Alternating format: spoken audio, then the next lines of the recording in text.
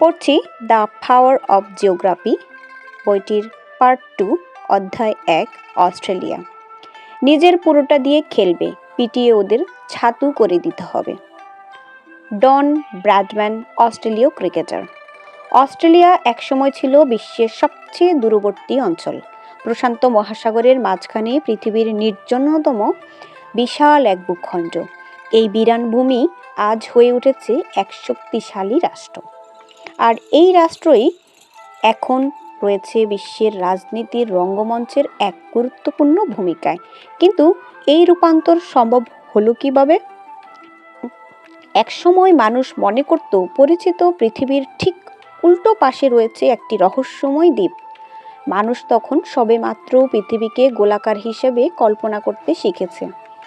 তখন তারা ভাবত তাদের পৃথিবী চেনা পৃথিবী অর্থাৎ ইউরেশিয়া ও আফ্রিকা পৃথিবীর উপরের ভাগে অবস্থিত, আর তার ঠিক উল্টো পাশে অর্থাৎ নিচের দিকে রয়েছে বিশাল এক অচেনা ভূখণ্ড। অস্ট্রেলিয়া আবিষ্কারের পর মানুষ ভেবেছিল তারা সেই উল্টো পাশের দেশটি খুঁজে পেয়েছে। মানচিত্রের দিকে তাকালেও সেই আদিকালের ভাবনা পুরোপুরি ভুল মনে হয় না। পৃথিবীর অধিকাংশ স্থলভাগই রয়েছে উত্তর গোলার্ধে, আর দক্ষিণের গোলার্ধের একদম নিচের দিকে আলাদা হয়ে দাঁড়িয়ে আছে এই বিশাল ভূখণ্ড অস্ট্রেলিয়া। এরকম দ্বীপ পৃথিবীতে আর দ্বিতীয়টি নেই। প্রথমত, আকারে এটি বিশাল, প্রায় ৭৭ লক্ষ বর্গ কিলোমিটার। সড়ক পথে ব্রিসবেন থেকে পার্থের দূরত্ব ৪,২০০ কিলোমিটারও বেশি। লন্ডন থেকে সড়কপথে যাত্রা শুরু করে France, Belgium, Germany, Austria, Hungary, Serbia, Bulgaria, তুরস্ক ও সিরিয়া অতিক্রম করে বৈরুত পৌঁছালে প্রায় একই সমান দূরত্ব অতিক্রম করতে হয়। অস্ট্রেলিয়ার ভূপ্রাকৃতিক বৈচিত্র্য ব্যাপক। এখানে আছে নিরক্ষীয় রেইন ফরেস্ট, প্রচণ্ড গরম মরুভূমি, ঢেউ খেলানো সাভানা তৃণভূমি, এমনকি তুষার ঢাকা পর্বতশ্রেণী পর্যন্ত।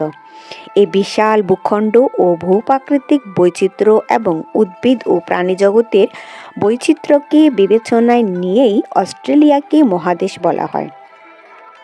আর বিচ্ছিন্নতার কথা যদি বলা হয়, সেটাও আক্ষরিক অর্থেই সত্য।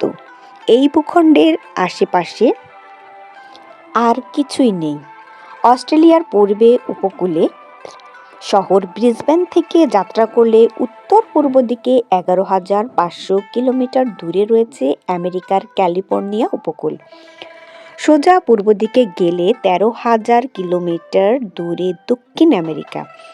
দক্ষিণ পূর্ব দিকে আছে প্রতিবেশী নিউজিল্যান্ড, যার দূরত্ব ২,০০০ কিলোমিটারও বেশি। নিচের দিকে একদম সোজা দক্ষিণে ৫,০০০ কিলোমিটার জুড়ে কেবল মহাসাগর। তারপর রয়েছে অ্যান্টার্কটিকা। আর পার্থ থেকে পশ্চিম দিকে গেলে ভারত মহাসাগরে ৮,০০০ কিলোমিটার পাড়ি দিলে তবে রয়েছে আফ্রিকা। তবে উত্তর দিকে তাকালেই ভূ রাজনৈতিক প্রেক্ষাপটে অস্ট্রেলিয়ার সত্যিকারের গুরুত্বটা বোঝা যায়। অস্ট্রেলিয়ার সোজা উত্তর প্রশান্ত মহাসাগরের পশ্চিম উপকূলে বসে আছে বিশাল দেশ চীন। একনায়কতান্ত্রিক দেশগুলোর মধ্যে অর্থনৈতিক ও সামরিক দিক থেকে সবথেকে শক্তিশালী এই দেশটি। অস্ট্রেলিয়া একটি বৃহৎ আধুনিক রাষ্ট্র। পশ্চিম রাজনৈতিক আদর্শে গড়া এই রাষ্ট্রে উদার গণতান্ত্রিক ব্যবস্থা সুপ্রতিষ্ঠিত। এই দুইটি ছবি জোড়া লাগালেই আপনারা দেখতে পাবেন অস্ট্রেলিয়া আজ কিভাবে কৌশলগত গুরুত্বপূর্ণ একটা অবস্থানে বসে আছে। প্রশান্ত মহাসাগর ও ভারত মহাসাগরের সংযুক্ত বাণিজ্য পথকে একবিংশ শতকের অর্থনৈতিক পাওয়ার হাউস বলা হয়। আর এই ইন্দো প্যাসিফিক অঞ্চলের ঠিক মাঝামাঝি এক জায়গায় অবস্থান করছে অস্ট্রেলিয়া। ফলে শুধু নিজস্ব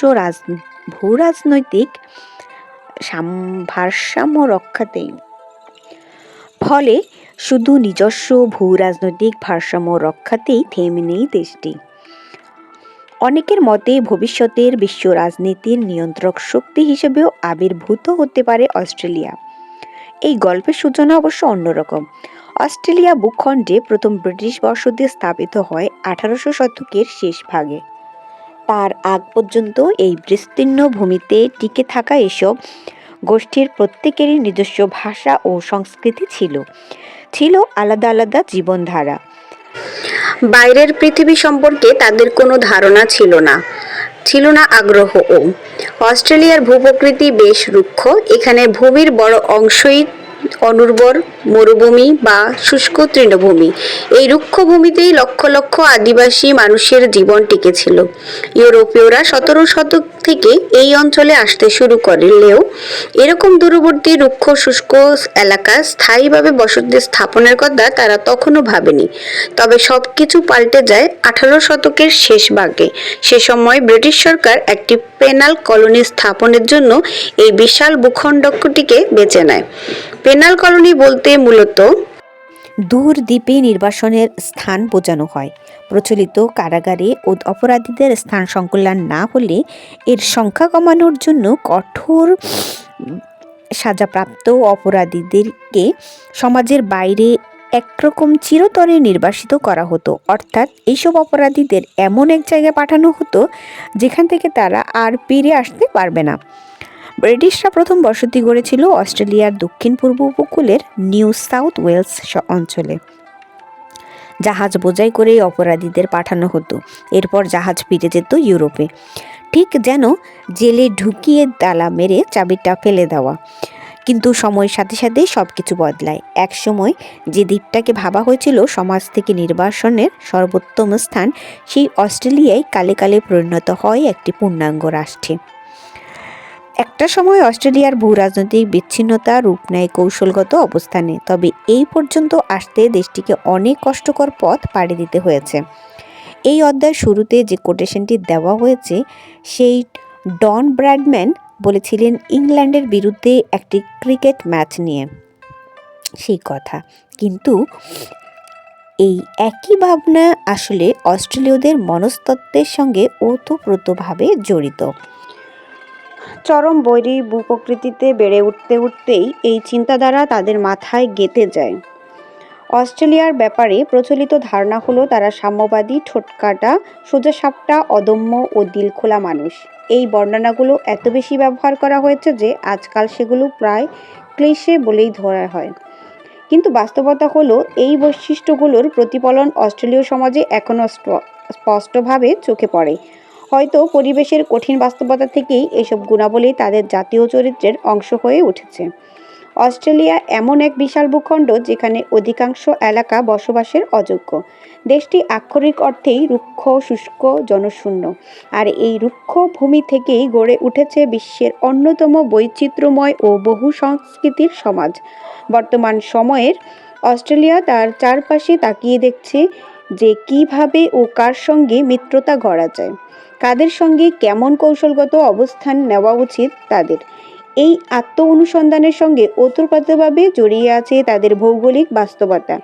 একটি রাষ্ট্র যখন পররাষ্ট্রনীতি বা প্রতিরক্ষা কৌশল তৈরি করে, তখন প্রথমেই ভাবতে হয় সে কি করতে সক্ষম, তারপর আসে সে কি করতে চায়। আর এই সক্ষমতার পরিধি অনেকাংশেই নির্ধারিত হয় দেশটির ভৌগোলিক অবস্থান দিয়ে। অস্ট্রেলিয়ার আয়তন এবং অবস্থান দুটি বিষয়ই একসঙ্গে তার শক্তি ও দুর্বলতা।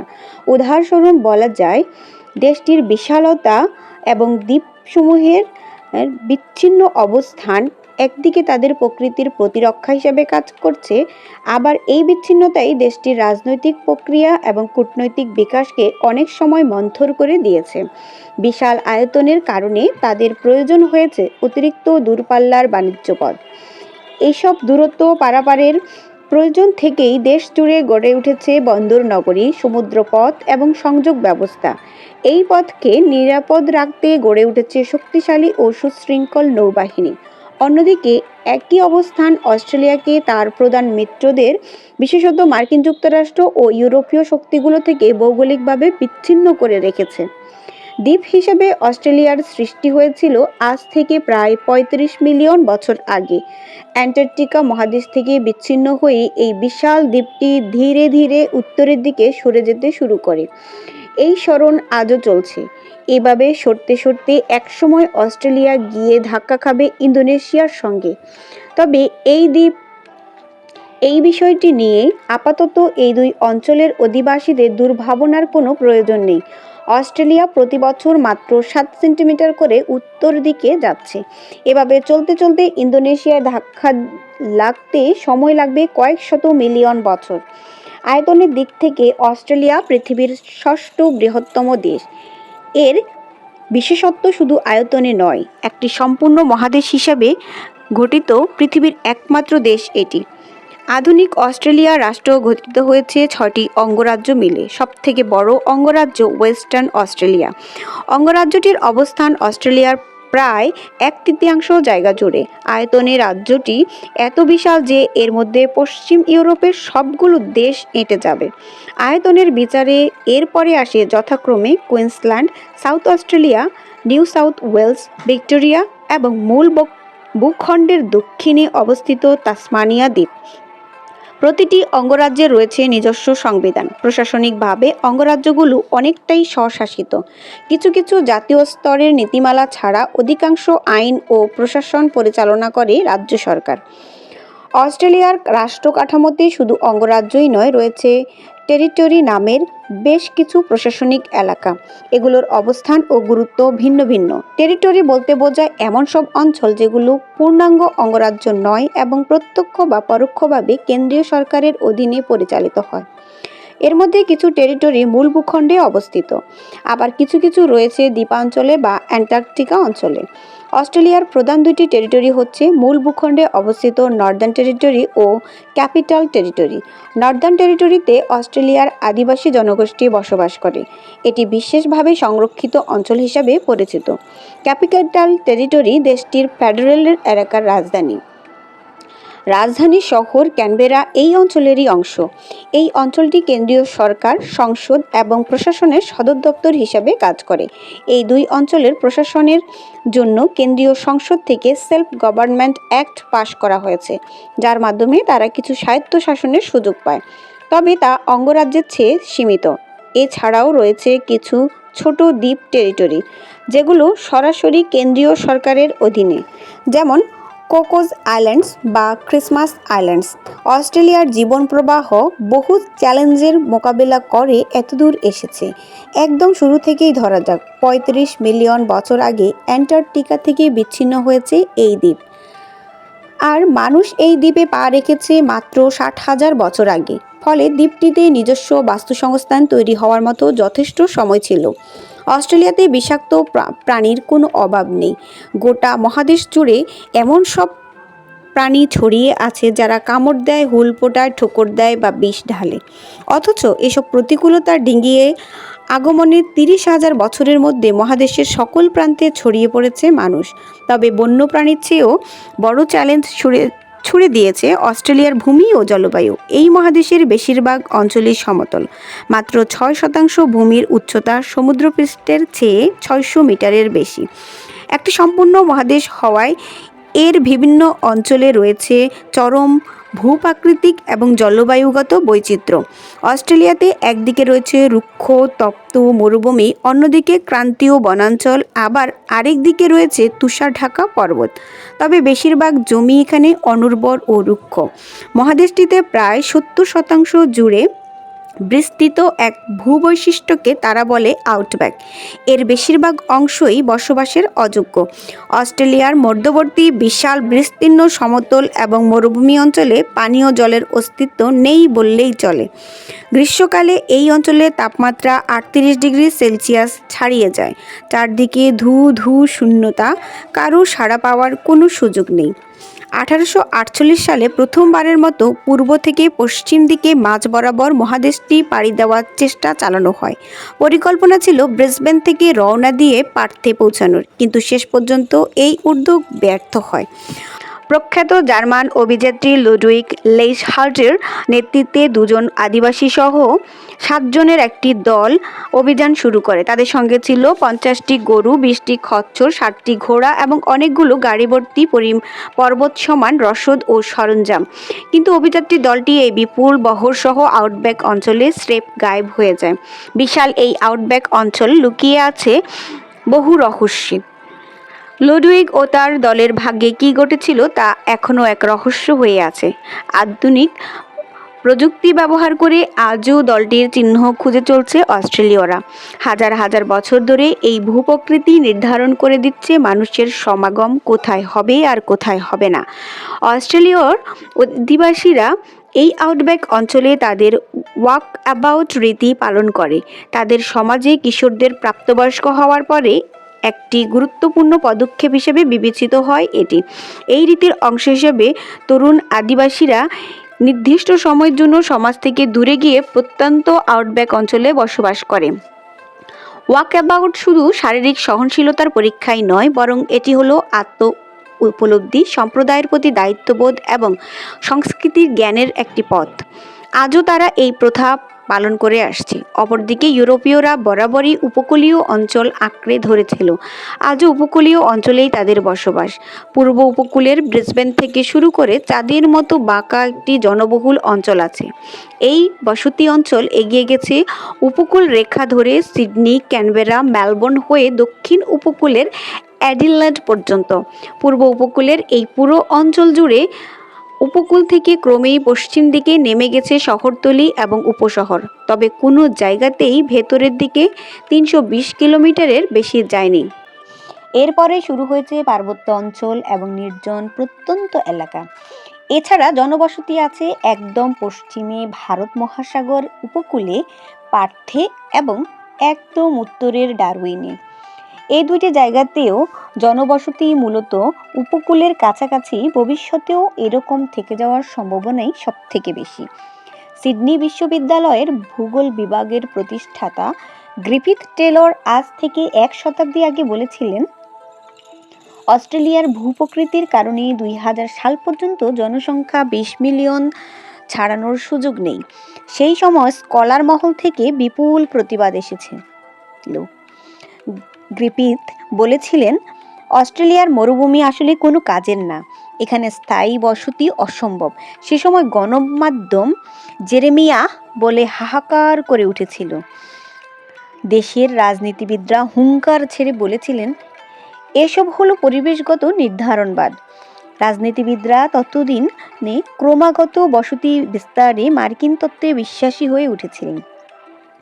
গ্রিফিথের কথা তাদের ভালো লাগার কথাও নয়, কিন্তু বর্তমানে আমরা দেখতে পাচ্ছি তিনি সঠিকই ছিলেন, আর বাকিরা কিন্তু ভুল ছিল। আজ এই 100 বছর পরেও অস্ট্রেলিয়ার জনসংখ্যা 26 মিলিয়ন পার হয়নি। বিমানে চেপে সিডনি থেকে ডারউইন যাওয়ার পথে পাক্কা 3200 কিলোমিটারের মধ্যে একটি শহরও চোখে পড়বে না। সিডনি থেকে সোজাসুজি পার্থে উড়ে যাওয়ার সময়ও একই দৃশ্য দেখা যায়। আসলে দেশটির 50% মানুষ বাস করে দক্ষিণ পূর্ব উপকূলের মাত্র 3টি শহরে, সিডনি, মেলবোর্ন আর ব্রিসবেনে। আর বিষয়টি ঘটেছে স্বাভাবিক নিয়মেই, কারণ এই 3টি শহরেরই অবস্থান মারডার্লিং নদীর অববাহিকা অঞ্চলে। অস্ট্রেলিয়ার অধিকাংশ নদীতেই পানি প্রবাহিত হয় মৌসুম অনুযায়ী, অর্থাৎ সারা বছর নদীতে পানি থাকে না। ফলে আন্তঃনদী সংযোগ কখনোই অবকাঠামো উন্নয়ন পরিকল্পনার অংশ হয়ে উঠতে পারেনি। আর এই মহাদেশের সবগুলো নদীর মিলিত পানি প্রবাহের পরিমাণ চীনের চাংচিয়াং নদীর অর্ধেক মাত্র। তাসমানিয়াকে বাদ দিয়ে ধরলে শুধু পূর্ব এবং দক্ষিণ পশ্চিম অঞ্চলে কিছু নদীতেই একমাত্র সারা বছরব্যাপী পানি প্রবাহিত হয়। এই মহাদেশে সবথেকে বড় 2টি নদী হলো মারে এবং তার উপনদী ডার্লিং। অস্ট্রেলিয়ান অলসের তুষার গলে মারে নদীতে নিয়মিত যথেষ্ট পরিমাণ পানি প্রবাহিত হতে থাকে। ফলে নদীটি প্রায় 2500 কিলোমিটার পাড়ি দিয়ে দক্ষিণ উপকূলে পৌঁছাতে সক্ষম হয়েছে। এই নদীর কিছু অংশ নৌ যোগাযোগের উপযুক্ত, আর এই অংশকেই মারে ডার্লিংয়ের অববাহিকার মাথার মণি বলা হয়। তবে সাগর থেকে জাহাজ নদীতে ঢুকতে না পারায় অভ্যন্তরীণ পণ্য পরিবহন প্রায় পুরোপুরি স্থল নির্ভর। 19 শতকে কয়েক দফা নদী ধরে উজানে পণ্য পরিবহনের প্রচেষ্টা চালানো হয়েছিল, তবে বৃষ্টিপাতের পরিমাণ কম থাকায় এমনকি ছোট ছোট নৌযানের পক্ষেও বেশি উজানে যাওয়া সম্ভব হয়নি। অনেক সময় উপনদী শুকিয়ে যাওয়ায় নৌযান ডুবোচরে আটকে যেত। তবে মারে ডার্লিং নদী অববাহিকা অঞ্চল যথেষ্ট পরিমাণে উর্বর ভূমি আছে, আর এই জমি প্রজন্মের পর প্রজন্ম ধরে অস্ট্রেলীয়দের খাদ্যের যোগান দিয়ে চলছে। এই উর্বর ভূমি না থাকলে প্রাথমিক বসতি স্থাপনকারীদের পক্ষে উপকূল ছেড়ে ভেতরে ঢোকা সম্ভবই হতো না। অস্ট্রেলিয়ার মতো মার্কিন যুক্তরাষ্ট্রও ছিল ঔপনিবেশিক পরীক্ষা নিরীক্ষার ফলাফল, কিন্তু দুই দেশের ভাগ্য মোড় নিয়েছে সম্পূর্ণ ভিন্ন দুই দিকে। আমেরিকাতেও প্রাথমিক ইউরোপীয় বসতি স্থাপনকারীরা নেমেছিল পূর্ব উপকূলে, তারপর ধীরে ধীরে তারা ভেতরে ঢুকেছে। সেখানে আপালাচান পর্বতশ্রেণী পার হওয়ার পর তারা পেয়েছিল পৃথিবীর বৃহত্তম নদী উপত্যকা, পৃথিবীর অন্যতম উর্বর অঞ্চল। সেখানে অস্ট্রেলিয়ার বসতি স্থাপনকারীরা পশ্চিমে গিয়ে দেখেছে মিসিসিপি অববাহিকার প্রায় সমান মাপের এলাকা জুড়ে বিস্তৃত এক অঞ্চল। এই পুরো অঞ্চলে নৌপরিবহন, চাষাবাদ বা স্থায়ী বসতি স্থাপনের মতো প্রায় কিছুই নেই। এমনকি আন্তর্জাতিক বাণিজ্যের ক্ষেত্রেও যুক্তরাষ্ট্রের তুলনায় অনেকটা বিচ্ছিন্ন অবস্থায় ছিল তারা। ইউরোপ থেকে মার্কিন যুক্তরাষ্ট্রের 13টি কলোনির দূরত্ব ছিল প্রায় 5,000 কিলোমিটার, আর সেখানে অস্ট্রেলিয়া থেকে যুক্তরাজ্যের দূরত্ব কিন্তু 19,000 কিলোমিটার। এখনও অনেকেই ভুল ধরে নেন যে অস্ট্রেলিয়া মহাদেশ আবিষ্কার করা প্রথম ইউরোপীয় হলেন ব্রিটিশ নৌ অভিযাত্রী ক্যাপ্টেন জেমস কুক। বিতর্কিত আবিষ্কার শব্দটা যদি বাদও দেই, তারপরেও কথা থেকে যায়। আরও আগেই ইউরোপীয়রা অস্ট্রেলিয়ায় পা রেখেছিল বলে নথিবদ্ধ আছে। প্রথম ইউরোপীয় হিসেবে অস্ট্রেলিয়ার ভূখণ্ডে অবতরণ করেন ডাচ নাবিক উইলেম জ্যানজুন। 1606 সালে তার নেতৃত্বে ডাচ ইস্ট ইন্ডিয়া কোম্পানির জাহাজ ডুইফকেন অস্ট্রেলিয়ার উত্তর উপকূলে এসে পৌঁছায়। জ্যানজুন ভেবেছিলেন তিনি সম্ভবত নিউগিনি দ্বীপে নেমেছেন। স্থানীয় আদিবাসীদের হামলার মুখে পড়ে শিগগিরই জাহাজে উঠে পড়ে বাধ্য হলো তার দল। এরপর আরও কয়েকজন ডাচ ও ইউরোপীয় অভিযাত্রী অস্ট্রেলিয়ার উপকূলে এসেছিলেন। তাদের মধ্যে অন্যতম হলেন আবেল তাসমান, যার নামে আজকের তাসমানিয়া দ্বীপটির নামকরণ। তবে এই অঞ্চলকে অনুর্বর ও শত্রু ভাবাপন্ন মনে হওয়ায় এদের কেউই অস্ট্রেলিয়ার ভেতরের দিকে যাওয়ার আগ্রহ দেখাননি। 1770 সালে ক্যাপ্টেন কুক যখন হ্যামার বেতে এসে পৌঁছান এবং পূর্ব উপকূল ঘুরে দেখেন, তখন ইউরোপে এক নতুন উত্তেজনার সঞ্চার হয়। অনেকেই মনে করেন অবশেষে খুঁজে পাওয়া গেছে কিংবদন্তি সেই টেরা অস্ট্রালিস ইনগনিটা বা অজানা দক্ষিণ ভূখণ্ড। এই নামের উৎপত্তি বহু পুরনো। খ্রিস্টীয় 2য় শতকে প্রাচীন গ্রিক ভূগোলবিদ ক্লডিয়াস টলেমি একটি মানচিত্র তৈরি করেছিলেন। সেখানে তিনি ধারণা দিয়েছিলেন যে পৃথিবী যেহেতু গোলাকার, তাই উত্তরের দিকে যদি ভূমি থাকে তবে ভারসাম্য রক্ষার জন্য দক্ষিণেও একটা বিশাল ভূখণ্ড থাকতে হবে।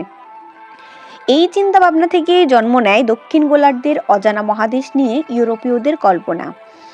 এই অজানা ভূমির অস্তিত্ব শতাব্দীর পর শতাব্দী ধরে ম্যাপে আঁকা থাকলেও বাস্তবিক কেউই জানত না তা কোথায়।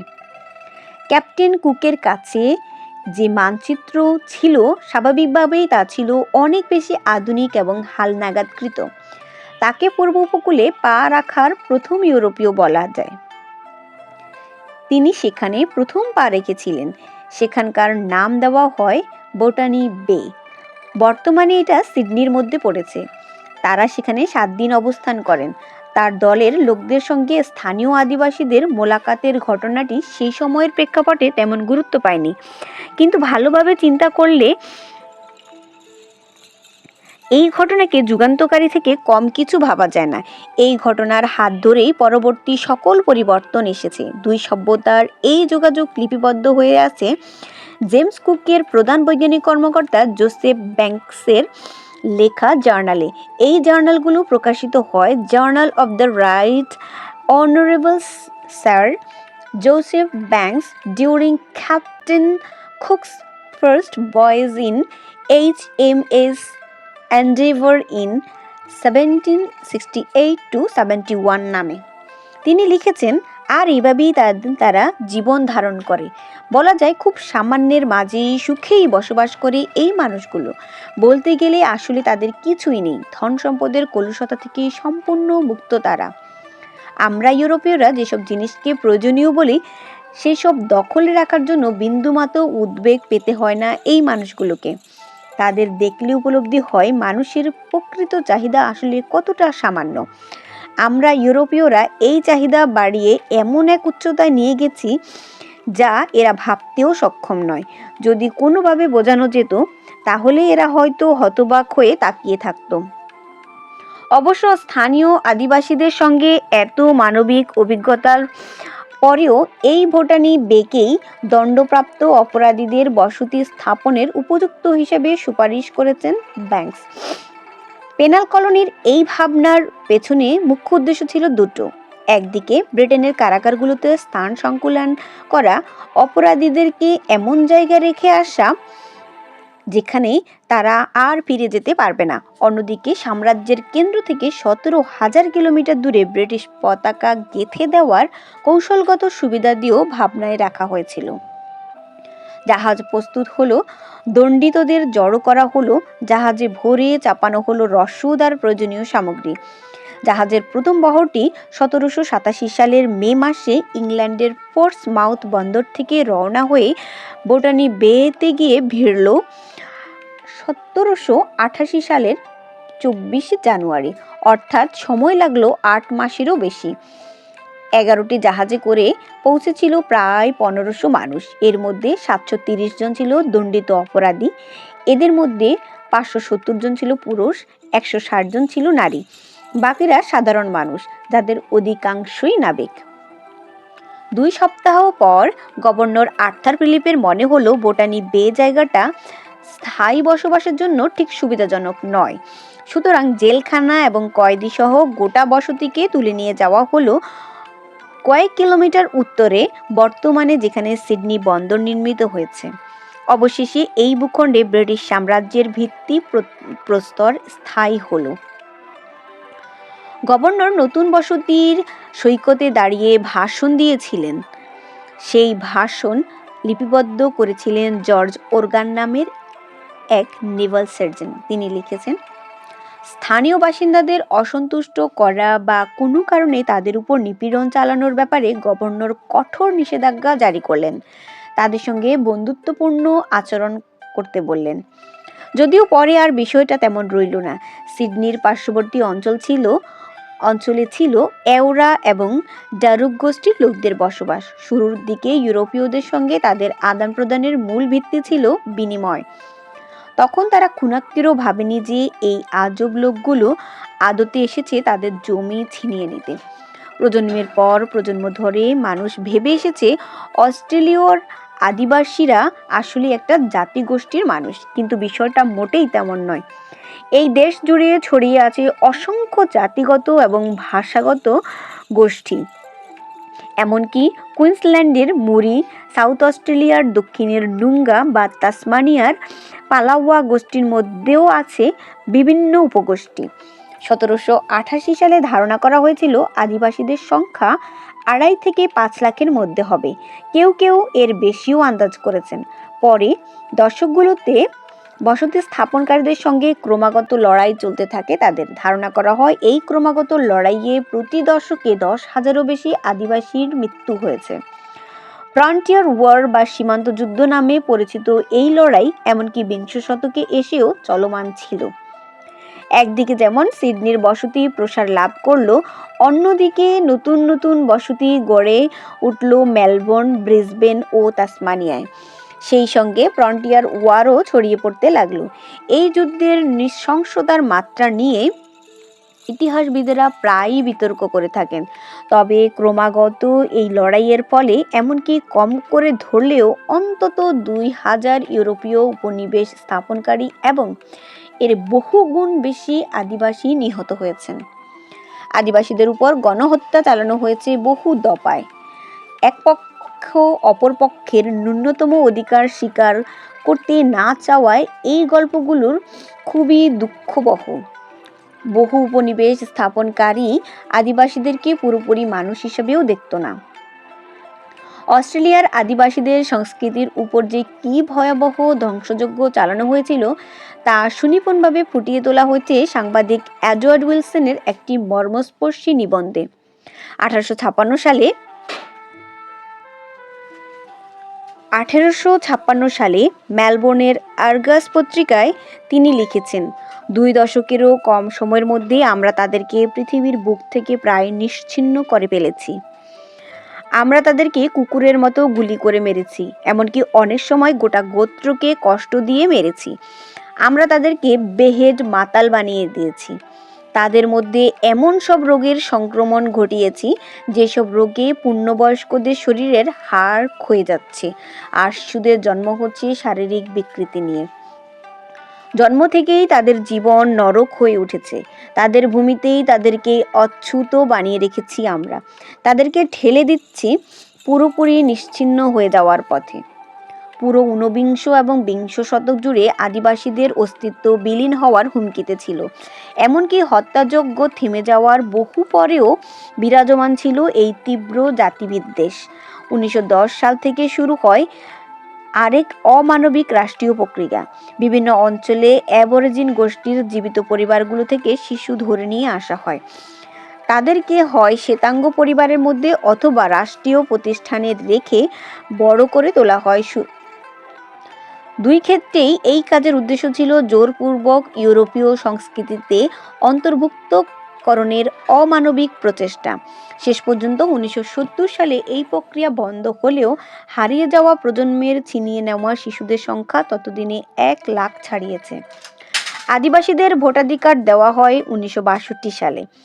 আর সবশেষে 1967 সালে এসে রাষ্ট্রীয়ভাবে স্বীকার করা হয় যে অস্ট্রেলিয়ার জনসংখ্যার অংশ আদিবাসীরাও, এবং সে বছর একটি গণভোটের মাধ্যমে শাসনতন্ত্রে পরিবর্তন আনা হয় এবং আদিবাসীদেরকে জনশুমারিতে অন্তর্ভুক্ত করা হয়। রাষ্ট্রীয় সম্পদের উপর তাদের অধিকার সুনিশ্চিত করা হয় এর মাধ্যমে। এর আগ পর্যন্ত পরিস্থিতি এমন ছিল যে 1965 সালে মানবাধিকার কর্মী ফেইথ ব্যান্ডলার দুঃখ করে বলেছিলেন, অস্ট্রেলিয়ার অধিবাসীদের বাড়িতে কতগুলো পোষা কুকুর বা গবাদি পশু রয়েছে তা বাধ্যতামূলকভাবে নিবন্ধন করতে হয়, অথচ আমরা জানি না অ্যাবরিজিনদের সংখ্যায় কতজন। এই গণভোটে অংশ নিয়েছিল 93% ভোটার, আর আইন পাশ হয় 90% সমর্থন নিয়ে। তাৎক্ষণিকভাবে আমূল পরিবর্তন না এলেও এই গণভোটকে অনেকেই যুগ সন্ধিক্ষণ বলে ধরে রাখেন। এই ভোটের মাধ্যমেই অস্ট্রেলিয়ার জনগণের মধ্যে সমতা সম্প্রসারণের আকাঙ্ক্ষা ফুটে উঠছিল। তবে এখনো বহু পথ পাড়ি দেওয়া বাকি। অধিকারের এই লড়াই এখনো চলমান। আদিবাসী নারী পুরুষেরা বর্তমানে বিশ্ববিদ্যালয় থেকে ডিগ্রি নিচ্ছেন, মধ্যবিত্ত জীবনে ঢুকে আধুনিক অস্ট্রেলিয়ার প্রতিটি ক্ষেত্রে ছড়িয়ে পড়েছেন, কিন্তু এর পরেও কথা থেকে যায়। তাদের গড় আয়ুষ্কাল আজও জাতীয় গড় আয়ের চেয়ে অনেকটা কম। তাদের মধ্যে দুরারোগ্য এবং দীর্ঘস্থায়ী ব্যাধিতে আক্রমণ হওয়ার প্রবণতা বেশি, শিশু মৃত্যু হার বেশি এবং অপরাধ প্রবণতাও অনেক বেশি। কিছু কিছু আদিবাসী সমাজে বেকারত্ব, মদ্যপান এবং অসুখ বিসুখের অতিমাত্রায় জর্জরিত। এর পাশাপাশি তাদের মধ্যে গেঁথে আছে নানা রকম মনস্তাত্ত্বিক সমস্যা। এতকাল বিচ্ছিন্ন এবং অচ্যুত থাকার ফলে তৈরি হয়েছে মানসিক দূরত্ব, আর তার উপর চেপেছে মানসিক পীড়ন। 1970-এর দশকে থেকেই গ্রামীণ অঞ্চল ছেড়ে স্রোতের মতো শহরে চলে আসছে তারা। এলাকা ছাড়ার মর্মপীড়া যেমন তাদেরকে ভোগাচ্ছে, সেই সঙ্গে ভোগাচ্ছে নতুন জায়গায় মানিয়ে নেওয়ার সংগ্রাম। বর্তমানে অস্ট্রেলিয়ার আদিবাসীদের বলা হয় peoples of the first nation. আদিবাসীদের প্রতি বাকিদের আচরণে পরিবর্তন এসেছে ধীরে ধীরে, নানা রকমের প্রতীকী পরিবর্তনের মধ্য দিয়ে। যেমন অস্ট্রেলিয়ার ঠিক মাঝখানে আউটব্যাক অঞ্চলে প্রায় 3000 ফিট উঁচু একটি পাহাড় আছে। আশ্চর্যের বিষয় হলো এই পুরো পাহাড়টি আসলেই একমাত্র পাথরের খণ্ড। এই পাথরটি স্থানীয় আদিবাসী আনাঙ্গু গোত্রের মানুষের কাছে পবিত্র স্থান। ইউরোপীয়রা পাথরটির নাম দিয়েছিল আয়ার্স রক। 1990-এর দশকে এসে আনাঙ্গু ভাষায় পাথরটির আদি নামে ফিরিয়ে আনা হয় এবং আয়ার্স রক বা উলুরু এভাবে লেখা হয়ে থাকে। 2002 সালে এসে আবার পরিবর্তন এনে লেখা হয় উলুরু আয়ারস ব্লক রক। 2008 সালে এসে বিগত 200 বছরের ধরে আদিবাসীদের উপর চালানো ধ্বংসযজ্ঞ, নিপীড়ন এবং অবহেলার দায় রাষ্ট্রীয়ভাবে স্বীকার করে নেয় অস্ট্রেলিয়া। অ্যাবরিজিন মানুষেরা এই যাবৎকাল যত নির্যাতনের শিকার হয়েছে তার দায় স্বীকার করে রাষ্ট্রের হয়ে আনুষ্ঠানিকভাবে ক্ষমা প্রার্থনা করেন তৎকালীন প্রধানমন্ত্রী কেভিন রাড। 1920 সাল নাগাদ তারা সংখ্যায় 60,000 নেমে এসেছিল বলে ধারণা করা হয়। এমন নিপীড়ন এবং বঞ্চনার পরেও বিংশ শতকে এসে আদিবাসীরা সংখ্যায় বাড়তে শুরু করে। অস্ট্রেলিয়ার আদিবাসীদের প্রধানত দুভাগে ভাগ করা যায়, অ্যাবঅরিজিন আর টোরেস স্ট্রেইট আইল্যান্ডার্স। দুই জনগোষ্ঠী মিলে অস্ট্রেলিয়াতে বর্তমানে আদিবাসীর সংখ্যা এখন 8 লাখ ছাড়িয়েছে। টোরেস স্ট্রেইট আদিবাসীদের বসবাস মূলত Queensland, New South Wales, Western Australia এবং উত্তরাঞ্চলীয় টেরিটরিতে। আদিবাসীদের শত শত ভাষার বেশিরভাগই এখন হারিয়ে গেছে। কিছু ভাষা এখনও জীবিত আছে বটে, তবে এখন বড়জোর 50,000 আদিবাসী মানুষ আছেন যারা এগুলোর অন্তত একটি ভাষা জানেন। এত সব সর্বনাশের মূলে রয়েছে ইউরোপ থেকে এসে বসতি গড়া মানুষগুলো। পুরো মহাদেশ জুড়ে তাদের ছড়িয়ে পড়ার গতিও ধীর ছিল বেশ, কিন্তু ধীর হলেও ধারাবাহিক ছিল। ধীরে ধীরে জাহাজ ভর্তি করে আরও লোক এলো। শ্বেতাঙ্গ জনসংখ্যা প্রতি বছর কয়েক হাজার করে বাড়তে শুরু করলো। এদের বেশিরভাগই ছিল যুক্তরাজ্য থেকে আগত দণ্ডিত অপরাধী। 1825 সাল নাগাদ অভিযাত্রীরা এক অসাধ্য সাধন করে ফেললেন। সিডনির পশ্চিমে অবস্থিত দুর্লঙ্গ ব্লু মাউন্টেন্স অতিক্রম করে এগিয়ে গেলেন। সামনে দেখতে পেলেন এক বিস্তীর্ণ আউটব্যাক অঞ্চল। সে সময় অস্ট্রেলিয়ার ঔপনিবেশিক জনসংখ্যা ছিল 50,000-এর মতো। 1851 সালে এসে তা 4.5 লাখ ছাড়িয়ে যায়। এই সময়ে এসে অপরাধীদের নিয়ে আসা প্রায় বন্ধ করে দেওয়া হয়। এ সময় অস্ট্রেলিয়া ঢুকতে শুরু করে নতুন জীবনের সন্ধানে আসা ভাগ্যান্বেষী সাধারণ মানুষ। যখন থেকে অপরাধীদের বদলে শুধু সাধারণ মানুষ আসতে শুরু করলো, ঠিক একই সময়ে অস্ট্রেলিয়া শুরু হলো প্রথম গোল্ড রাশ। 1851 সালে নিউ সাউথ ওয়েলস অঞ্চল জুড়ে বিভিন্ন জায়গায় স্বর্ণের সন্ধান পাওয়া যায়, আর এই ঘটনা অস্ট্রেলীয় সমাজকে চিরতরে বদলে দিল। বিভিন্ন দেশ থেকে হাজার হাজার মানুষ ছুটে আসতে থাকলো ভাগ্য পরিবর্তনের আশায়। এদের বেশিরভাগই এসেছিল ব্রিটেন থেকে। এছাড়াও চীন, উত্তর আমেরিকা, ইতালি, জার্মানি, পোল্যান্ড সহ বিভিন্ন দেশ থেকে মানুষ এসে জড়ো হয় এখানে। অস্ট্রেলীয়রা এই প্রজন্মকে বলে গোল্ড জেনারেশন, আর এই প্রজন্মের বদান্যতায় 1870-এর দশকে শুরু হয় এ দেশের জনসংখ্যার উল্লম্পন ঘটে। এই জনসংখ্যার উল্লম্পন এবং জনসংখ্যা হয়ে দাঁড়ায় 1.7 মিলিয়ন। পরবর্তীতে ধীরে ধীরে সমাজের জাতিগত এবং সংস্কৃতিগত আরও বেশি বৈচিত্র্যময় হয়ে উঠেছে। গোল্ড রাশের প্রথম ধাপে যারা এসে মেলবোর্ন উপকূলে নেমেছিল তাদের বেশিরভাগই ছিল অবিবাহিত তরুণ।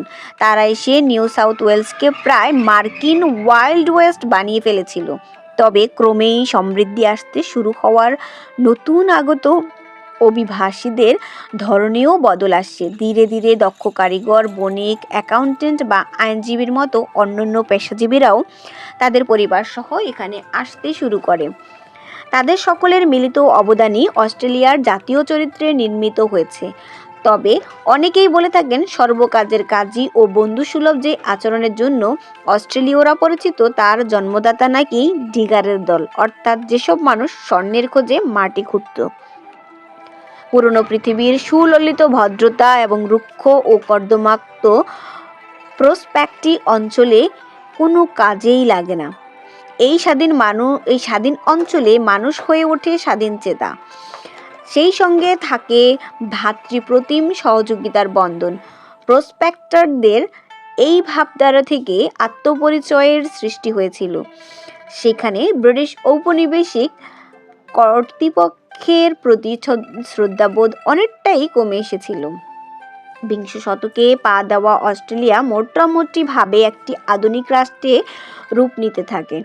তবে অস্ট্রেলিয়া তখনও আদতে অনেকগুলো বসতির সমষ্টি মাত্র। বসতিগুলোর মধ্যকার দূরত্ব ছিল সবথেকে বড় চ্যালেঞ্জ। বসতিগুলো এতটাই দূরে দূরে ছিল যে আলাদা আলাদা দেশ বললেও খুব একটা ভুল হতো না। আর এই বসতিগুলোর মধ্যে আহামরি তেমন কিছু পারস্পরিক সম্পর্ক ছিলও না। যে যার মতো করে নিজের নিজের অর্থনৈতিক এবং রাজনৈতিক ব্যবস্থাবিধি নিয়েই ব্যস্ত থাকত। আমরা আগেই দেখেছি অস্ট্রেলিয়ার নদীগুলো পণ্য পরিবহনের উপযুক্ত নয়। তবে ওই সময়ে যে কোনো পণ্য পরিবহনের একমাত্র উপায় ছিল স্থলপথে মানুষের ঘাড়ে চাপিয়ে রুক্ষ পথে নিয়ে যাওয়া। সেই সময় অস্ট্রেলিয়ার খুব বেশি ভারবাহী পশুও ছিল না। এই ভূখণ্ডের প্রাথমিক পরিবহনের ব্যবস্থা ছিল বন্দর ভিত্তিক। প্রতিটি বন্দর থেকে ভেতরের দিকে মালামাল পাঠানো হতো। এক একটি বসতি যেহেতু বিচ্ছিন্নভাবে আলাদা আলাদা অঞ্চলে পরিচিত ছিল, তাই এদের মধ্যে পারস্পরিক যোগাযোগ স্থাপনও কোনো ভাবনার ছিল না তখন। বন্দর থেকে রাস্তাগুলো সব ভেতরের দিকে, উপকূল ধরে বেশি দূর পর্যন্ত এগোয়নি কোথাও। এই সব সীমাবদ্ধতার মুখে প্রতিটি বসতি নিজের মতো করে নিজের উন্নয়ন ঘটাতে থাকে। 19 শতকের দ্বিতীয় ভাগে এসে অস্ট্রেলিয়াতে রেল ব্যবস্থাপনা গড়ে উঠতে শুরু করে। এই রেল লাইনের উপকূলীয় শহরগুলোর মধ্যে সংযোগ স্থাপন করে সংযুক্ত অর্থনীতির ক্ষেত্র প্রস্তুত করে দেয়। একদিকে যেমন পরিবহন ও যোগাযোগ ব্যবস্থা গড়ে উঠতে থাকে, সেই সঙ্গে জোরালো হতে থাকে বিভিন্ন অঞ্চলে একত্রিত হয়ে ফেডারেশন গঠনের ভাবনা। এই লক্ষ্যে 1899 সালে একটি গণভোটের আয়োজন করা হয়। প্রচুর বিরোধী ভোট পড়লেও ফেডারেশন গঠনের প্রস্তাবই শেষ পর্যন্ত জয়যুক্ত হয়। অবশেষে 1900 সালের 5 জুলাই ব্রিটিশ পার্লামেন্টে পাশ হয় Commonwealth of Australia constitution act 1900। এর 4 দিন পর রানী ভিক্টোরিয়া আইনটিতে স্বাক্ষর করেন। 1901 সালের 1 জানুয়ারি 6টি ব্রিটিশ বসতি মিলে গঠন করে কমনওয়েলথ অফ অস্ট্রেলিয়া। এই আনন্দ উদযাপনে 5 লাখ মানুষের ঢল নেমেছিল সিডনির রাস্তায়। অথচ অস্ট্রেলিয়া তখনও সার্বভৌম রাষ্ট্রের স্বীকৃতি পায়নি। তারা তখনও কেবল একটি স্বশাসিত উপনিবেশ। তারপরেও নিজেদের ভাগ্য নিজেদের নির্ধারণের সুযোগ পাওয়াটা উদযাপনের বড় উপলক্ষ হতে পারে। এখানে বলা রাখা দরকার, 1886 সালে অস্ট্রেলিয়া অ্যাক্ট পাশ হওয়ার মাধ্যমে পরিপূর্ণ স্বাধীনতা লাভ করে দেশটি। জনসংখ্যা 3 মিলিয়ন ছাড়িয়ে যাওয়ার পর অস্ট্রেলিয়া ধীরে ধীরে একটি শহুরে সমাজে রূপ নিতে শুরু করে। সিডনি আর মেলবোর্নের জনসংখ্যা 5 লাখ ছাড়িয়ে যায়। তখন পর্যন্ত বেশিরভাগ অভিবাসী আসতো ব্রিটেন থেকে। বাকি দেশগুলো থেকেও আসতো মূলত শ্বেতাঙ্গরাই। স্বশাসিত দেশের নতুন সরকার প্রথম দফাতেই যেসব আইন পাশ করে, তার মধ্যে অন্যতম ছিল কুখ্যাত ইমিগ্রেশন রেজিস্ট্রেশন অ্যাক্ট 1901।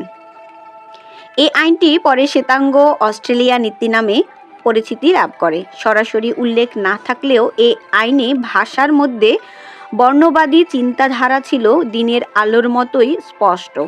এই আইনে অস্ট্রেলিয়ার প্রবেশাধিকার সংক্রান্ত ধারায় বলা হয় যে, যে ব্যক্তি একজন অভিবাসন কর্মকর্তার চাহিদা মাত্র সেই মুহূর্তে সেই কর্মকর্তার সম্মুখে মৌখিক বক্তব্য বা নির্দিষ্ট করে দেওয়া যে কোনো ইউরোপীয় ভাষায় অন্তত 50টি শব্দ লিখতে ব্যর্থ হয়, তাকে প্রবেশাধিকার দেওয়া হবে না। ধরা যাক, এক আশ্চর্য ঘটনা ঘটল। অফিসারের কথা শুনে চীন থেকে আগত এক অভিবাসী পর্তুগিজ ভাষায় 50টা শব্দ লিখে ফেলল। তখন কি হতো? সেক্ষেত্রে আবারও টেস্ট নেওয়া হতো। এবারে হয়তো বলা হতো ফ্লেমিশ ভাষায় 50টা শব্দ লিখতে। আগেই বলা হয়েছে, ভাষা বাছাই হতো ইমিগ্রেশন অফিসারের ইচ্ছে মতো।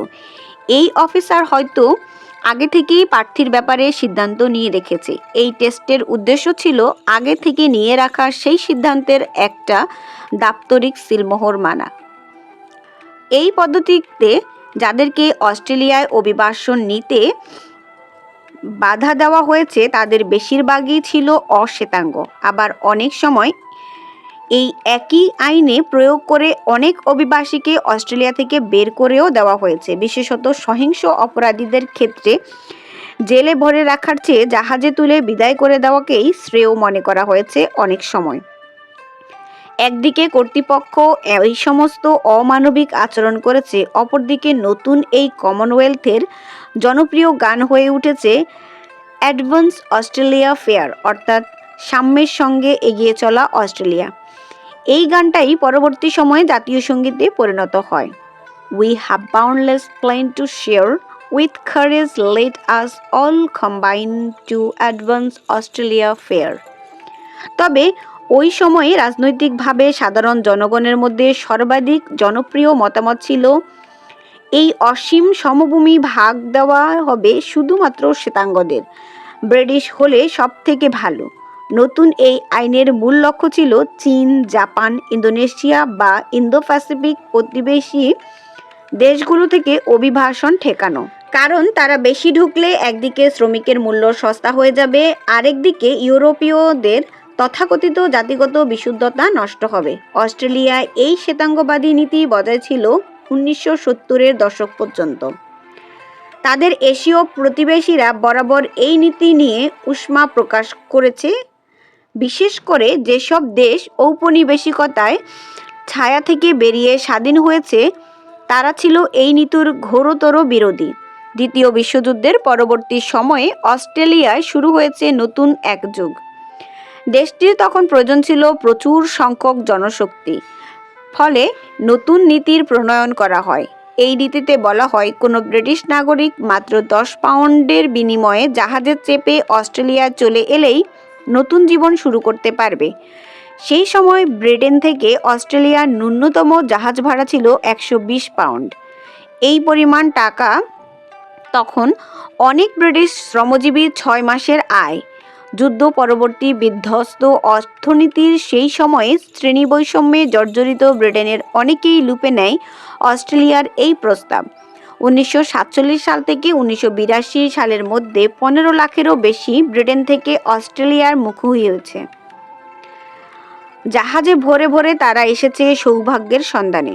শুরুতে হয়তো স্যাঁতসেঁতে ব্রিটেন থেকে এসে অস্ট্রেলিয়ার উজ্জ্বল সূর্যালোক ভালো লেগেছে তাদের, কিন্তু এরপরেই শুরু হয়েছে কঠোর পরিশ্রম। ঝাঁকে ঝাঁকে আগত এই শ্রমিকদেরকে অস্ট্রেলিয়া বলতো 10 পাউন্ড পমস। আমার এক খালা, খালু, তার 3 কাজিন এভাবেই এসেছিল অস্ট্রেলিয়ায়। খালা অ্যান তার পেশায় ছিলেন নার্স, খালু ড্যানিশ কাজ করতেন একটি জুতোর কারখানায়। তারা 1972 সালে সাউদাম্পটন বন্দর থেকে রওনা দিয়ে লিডস হয়ে মেলবোর্নে এসে পৌঁছান। প্রাথমিকভাবে তারা ছিলেন অভিবাসী হোস্টেলে। কাজ পেয়ে হস্টেল ছাড়ার পরে তারা দেখলেন জীবনযাপনের খরচের তুলনায় বেতন বড্ড কম। এদের মতো অভিবাসী শ্রমিকদের পম বলে ডাকা হতো। পম হচ্ছে পমিগ্রেনেট এর সংক্ষিপ্ত রূপ। পমিগ্রেনেটকে অনেক সময় ঠাট্টা করে পমিগ্র্যান্ট বলা হতো, কারণ এই শব্দটির সঙ্গে ইমিগ্র্যান্ট শব্দটির মিল আছে। পমিগ্রেনেট বা বেদানার ভেতর যেমন সারি সারি অনেক বীজ থাকে, এই অভিবাসী শ্রমিকরাও তেমনি একসঙ্গে এসে সারিবদ্ধ হয়ে থাকত। বেদানার ছোট ছোট দানার মতো তারাও করত ছোট ছোট কাজ। এই লোকগুলোকে ব্যঙ্গ করে 10 পাউন্ডস পম বলার প্রচলন শুরু হয়েছিল। ওই সময় ব্রিটিশরাই ছিল অস্ট্রেলিয়ার মূল শ্রমশক্তি। তবে ধীরে ধীরে এই অবস্থা বদলাতে শুরু করে। ইউরোপের অন্যান্য দেশ থেকেও প্রচুর সংখ্যক অভিবাসী এসে হাজির হয় অস্ট্রেলিয়াতে। আর এর ফলেই শ্বেতাঙ্গ প্রধান নীতি ধীরে ধীরে শিথিল হতে শুরু করে। ইটালীয়, জার্মান ও গ্রিকরা 1900-র দশকে এসে নিজস্ব কমিউনিটি গড়ে তুলেছিল। শ্রম অভিবাসনের সময়ে আবারও এই 3 দেশ থেকে অভিবাসীরা আসতে শুরু করে। 1956 সালে হাঙ্গেরীয় বিপ্লবের পর সেখান থেকেও অভিবাসী আসা শুরু হয়। 1968 সালে সোভিয়েত ইউনিয়ন চেকোস্লোভাকিয়া অধিকার করার পর চেক অভিবাসীদের ঢল নামে। এরপর অভিবাসী আসতে শুরু করে দক্ষিণ আমেরিকা ও মধ্যপ্রাচ্য থেকে। এদের বড় অংশ এসেছিল সরকারের দমনপীড়ন থেকে বাঁচতে। 1970-এর দশকে ভিয়েতনাম থেকে নৌকায় চেপে আসা শরণার্থীদের নামার সুযোগ দেওয়া হয়। 1990-এর দশকে আসে যুগোস্লাভিয়ার যুদ্ধের শরণার্থীরা। আর এই জনমিশ্রণের ফলে অস্ট্রেলিয়ার সংঘটিত হয় সাংস্কৃতিক পট পরিবর্তন। আগে এখানে ছিল একমুখী একটা সংস্কৃতি, যার ভিত্তি ছিল ব্রিটিশ বা আর একটু ভেঙে বললে অ্যাংলো ক্যাল্টিক সমাজ ব্যবস্থা। সেই অস্ট্রেলিয়া ধীরে ধীরে পরিণত হয় বহু সংস্কৃতির মিলন মেলায়। এই পরিবর্তন ঘটার পর একটা বদ্ধ সমাজ অতি দ্রুত রূপান্তরিত হয়ে বর্তমানের আধুনিক অস্ট্রেলিয়ায় পরিণত হয়েছে। এটি এমন এক দেশ যার অধিবাসীরা ঐতিহ্যের ধারাবাহিকতা বহন করে এনেছে 190টি দেশ থেকে। 2016 সালে জনশুমারি অনুযায়ী বর্তমান অস্ট্রেলীয় নাগরিকদের 26%রই জন্ম হয়েছে অস্ট্রেলিয়ার বাইরে। তারা যে সমস্ত দেশ থেকে এসে নাগরিকত্ব পেয়েছে সেই তালিকায় চোখ ভুলালেই দেশটির অভিবাসন নীতির সেই বদলটা চোখে পড়ে। বিদেশে জন্ম নেওয়া নাগরিকদের বড় অংশ স্বাভাবিকভাবেই এখনও ব্রিটিশ। তবে এছাড়াও আছে নিউজিল্যান্ডের 8.4%, চীনা 8.3%, ভারতীয় 7.4%, ফিলিপিনো 3.8% এবং ভিয়েতনামিজ 3.6%। শীর্ষ 10-এর মধ্যে 5টি এশিয়ান দেশ। শুধু অভিবাসন নীতিই নয়, বিংশ শতকের গোড়ার দিকের সঙ্গে তুলনায় গেলে শ্বেতাঙ্গদের আচরণেও আমূল পরিবর্তন এসেছে বলা যায়। 1788 তো বটেই, এমনকি 1901 সালের তুলনায়ও উন্নয়নের পথে অনেক দূর অগ্রসর হয়েছে দেশটির সামাজিক পরিস্থিতি। বর্ণবাদ এবং অসামন্য এখনও অনেক দেশেই ছায়া বিস্তার করে রেখেছে, কিন্তু অস্ট্রেলিয়ায় এসব বিষয় অনেকখানি এগিয়ে গিয়েছে। আর এই পরিবর্তনের গল্পটা ফুটে উঠেছিল 2019 সালের প্রাক্তন প্রধানমন্ত্রী কেভিন রাড এর ভাষণে। তিনি বলেছিলেন, অস্ট্রেলিয়ার জাতীয় পরিচয় এদেশের বর্ণভিত্তিক গঠন থেকে আসেনি। এই জাতীয় পরিচয়ের সংজ্ঞা আমাদের নিতে হবে আমাদের সামাজিক আদর্শ, প্রতিষ্ঠান এবং রীতিরেওয়াজ থেকে। তবে অভিবাসী, শ্রমিক এবং শরণার্থী বাদে অন্যান্য বিদেশিদের জন্যও আকর্ষণীয় গন্তব্য এই দেশটি। অস্ট্রেলিয়া এখন এতটাই জনপ্রিয় যে অনেক মানুষ চায় যে কোনো উপায়ে এই দেশে ঢুকে পড়তে। ফলে অবৈধ অনুপ্রবেশ ঠেকাতে দেশটির প্রতিটি সরকারকেই কঠোর থেকে আরও কঠোর নীতি প্রণয়ন করতে হয়েছে। 2001 সালে নৌকায় চেপে আসা শরণার্থীদের ঠেকাতে নৌবাহিনীকে কাজে লাগাচ্ছে দেশটি। কখনো কখনো নৌকাগুলোকে জোর করে উল্টো দিকে চলতে বাধ্য করা হয়। আবার অনেক সময় নৌবাহিনীর জাহাজে তুলে শরণার্থীদের নামিয়ে দেওয়া হয় পাপুয়া নিউগিনির নাউরু ও মানুস দ্বীপপুঞ্জে।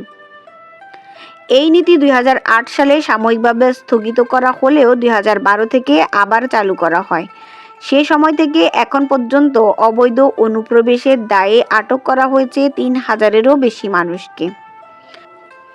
আটককৃতদের অনেককেই নিজ নিজ দেশে ফেরত পাঠানো হয়েছে।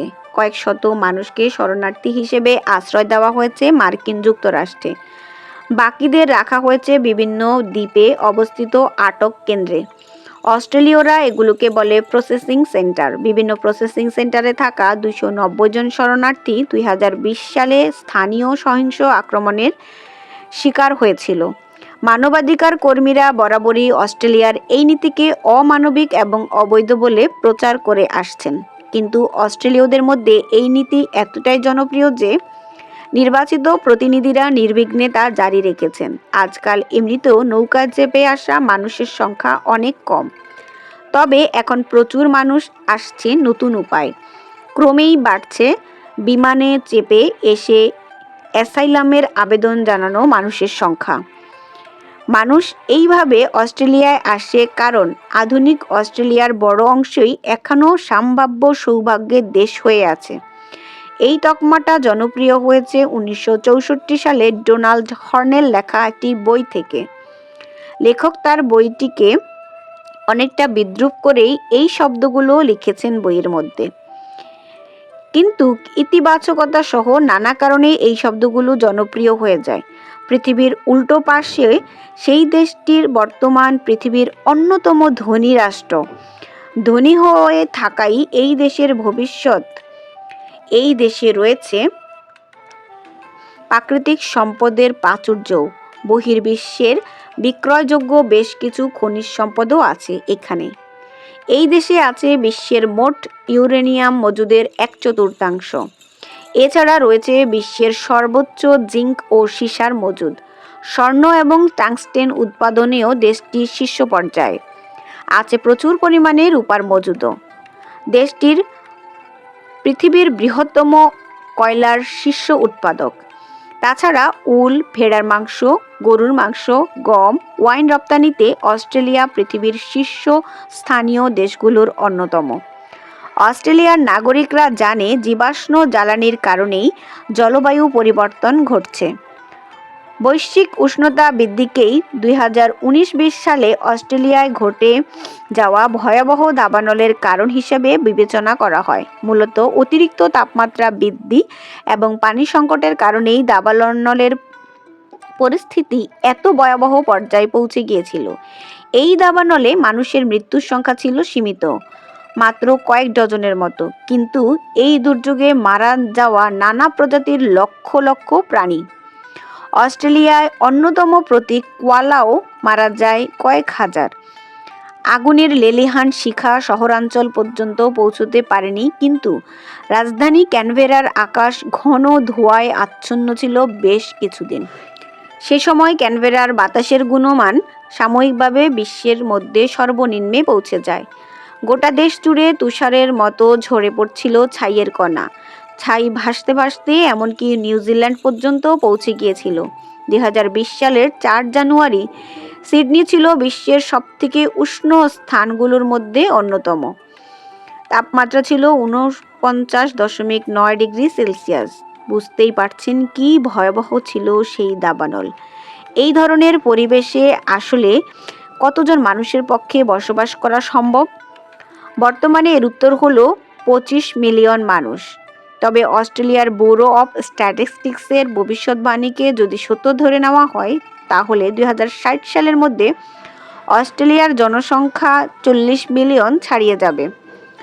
অন্যদিকে জলবায়ু পরিবর্তনের ধারা যদি অব্যাহত থাকে, তাহলে সামনের দিকগুলোতে অস্ট্রেলিয়ার তাপপ্রবাহ, খরা ও দাবানলের ভয়াবহতা পূর্ববর্তী সকল রেকর্ড ভেঙে দিতে পারে। আর এর ফলে পরিবেশ হয়ে উঠবে অতি উত্তপ্ত এবং সেই সঙ্গে আরও বেশি পরিমাণে এলাকা বসবাসের অনুপযুক্ত হয়ে পড়বে। আবার মহানগরীর শহরতলি গ্রামাঞ্চলের দিকে যত বেশি বিস্তৃত হবে, তত বেশি সংখ্যক মানুষ ঝুঁকির মুখে পড়বে। এর অর্থ হলো অস্ট্রেলীয়রা সম্ভবত উপকূলীয় অঞ্চলে বসবাস করতে থাকবে। ফলে শহরগুলো হয়ে উঠবে আরও ঘনবসতিপূর্ণ। এমনকি সমুদ্রপৃষ্ঠের উচ্চতা বৃদ্ধির ঝুঁকির মুখেও দাঁড়িয়ে এই ধারা অব্যাহত থাকবে। তবে এই ঝুঁকির কারণে কিছু এলাকা থেকে ধীরে ধীরে সরে আসতে হতে পারে। পাশাপাশি কিছু কম ঝুঁকিপূর্ণ স্থানগুলোর জন্য গ্রহণ করতে হবে দীর্ঘমেয়াদী অবকাঠামোগত পরিকল্পনা। সূর্যের আলো শক্তির একটি বড় উৎস, আর সূর্যালোক অস্ট্রেলিয়ার কাছে যথেষ্ট পরিমাণে। কিন্তু অন্যদিকে আবার একটি উৎসকে ব্যাপক ঘাটতি রয়েছে, সেটা হলো পানি। এই দেশের জলবিদ্যুৎ উৎপাদন একদমই সীমিত, কারণ যেসব অঞ্চলের মধ্য দিয়ে নদী প্রবাহিত হচ্ছে সেসব অঞ্চলের বেশিরভাগই সমতল। আবার নদীগুলোর পানি প্রবাহ পরিবর্তনশীল, যা জলবিদ্যুৎ উৎপাদনে বাধা তৈরি করে। একমাত্র ব্যতিক্রম হলো তাসমানিয়া।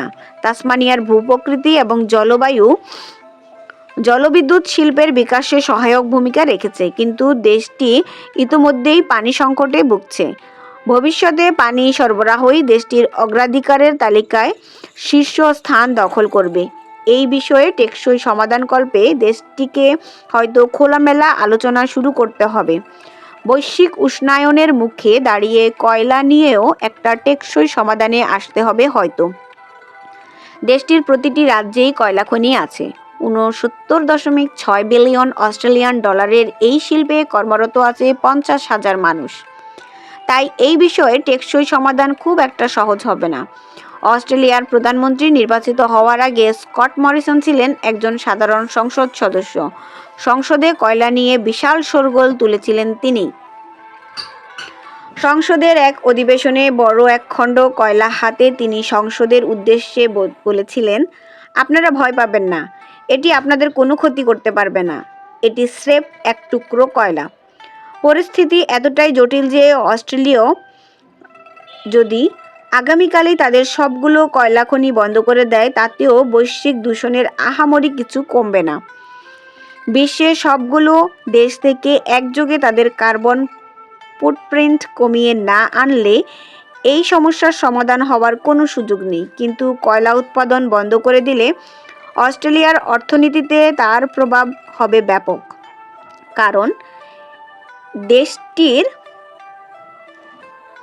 কয়লার রাজত্বে আপাতত ভাটা পড়ার খুব সম্ভাবনা কম।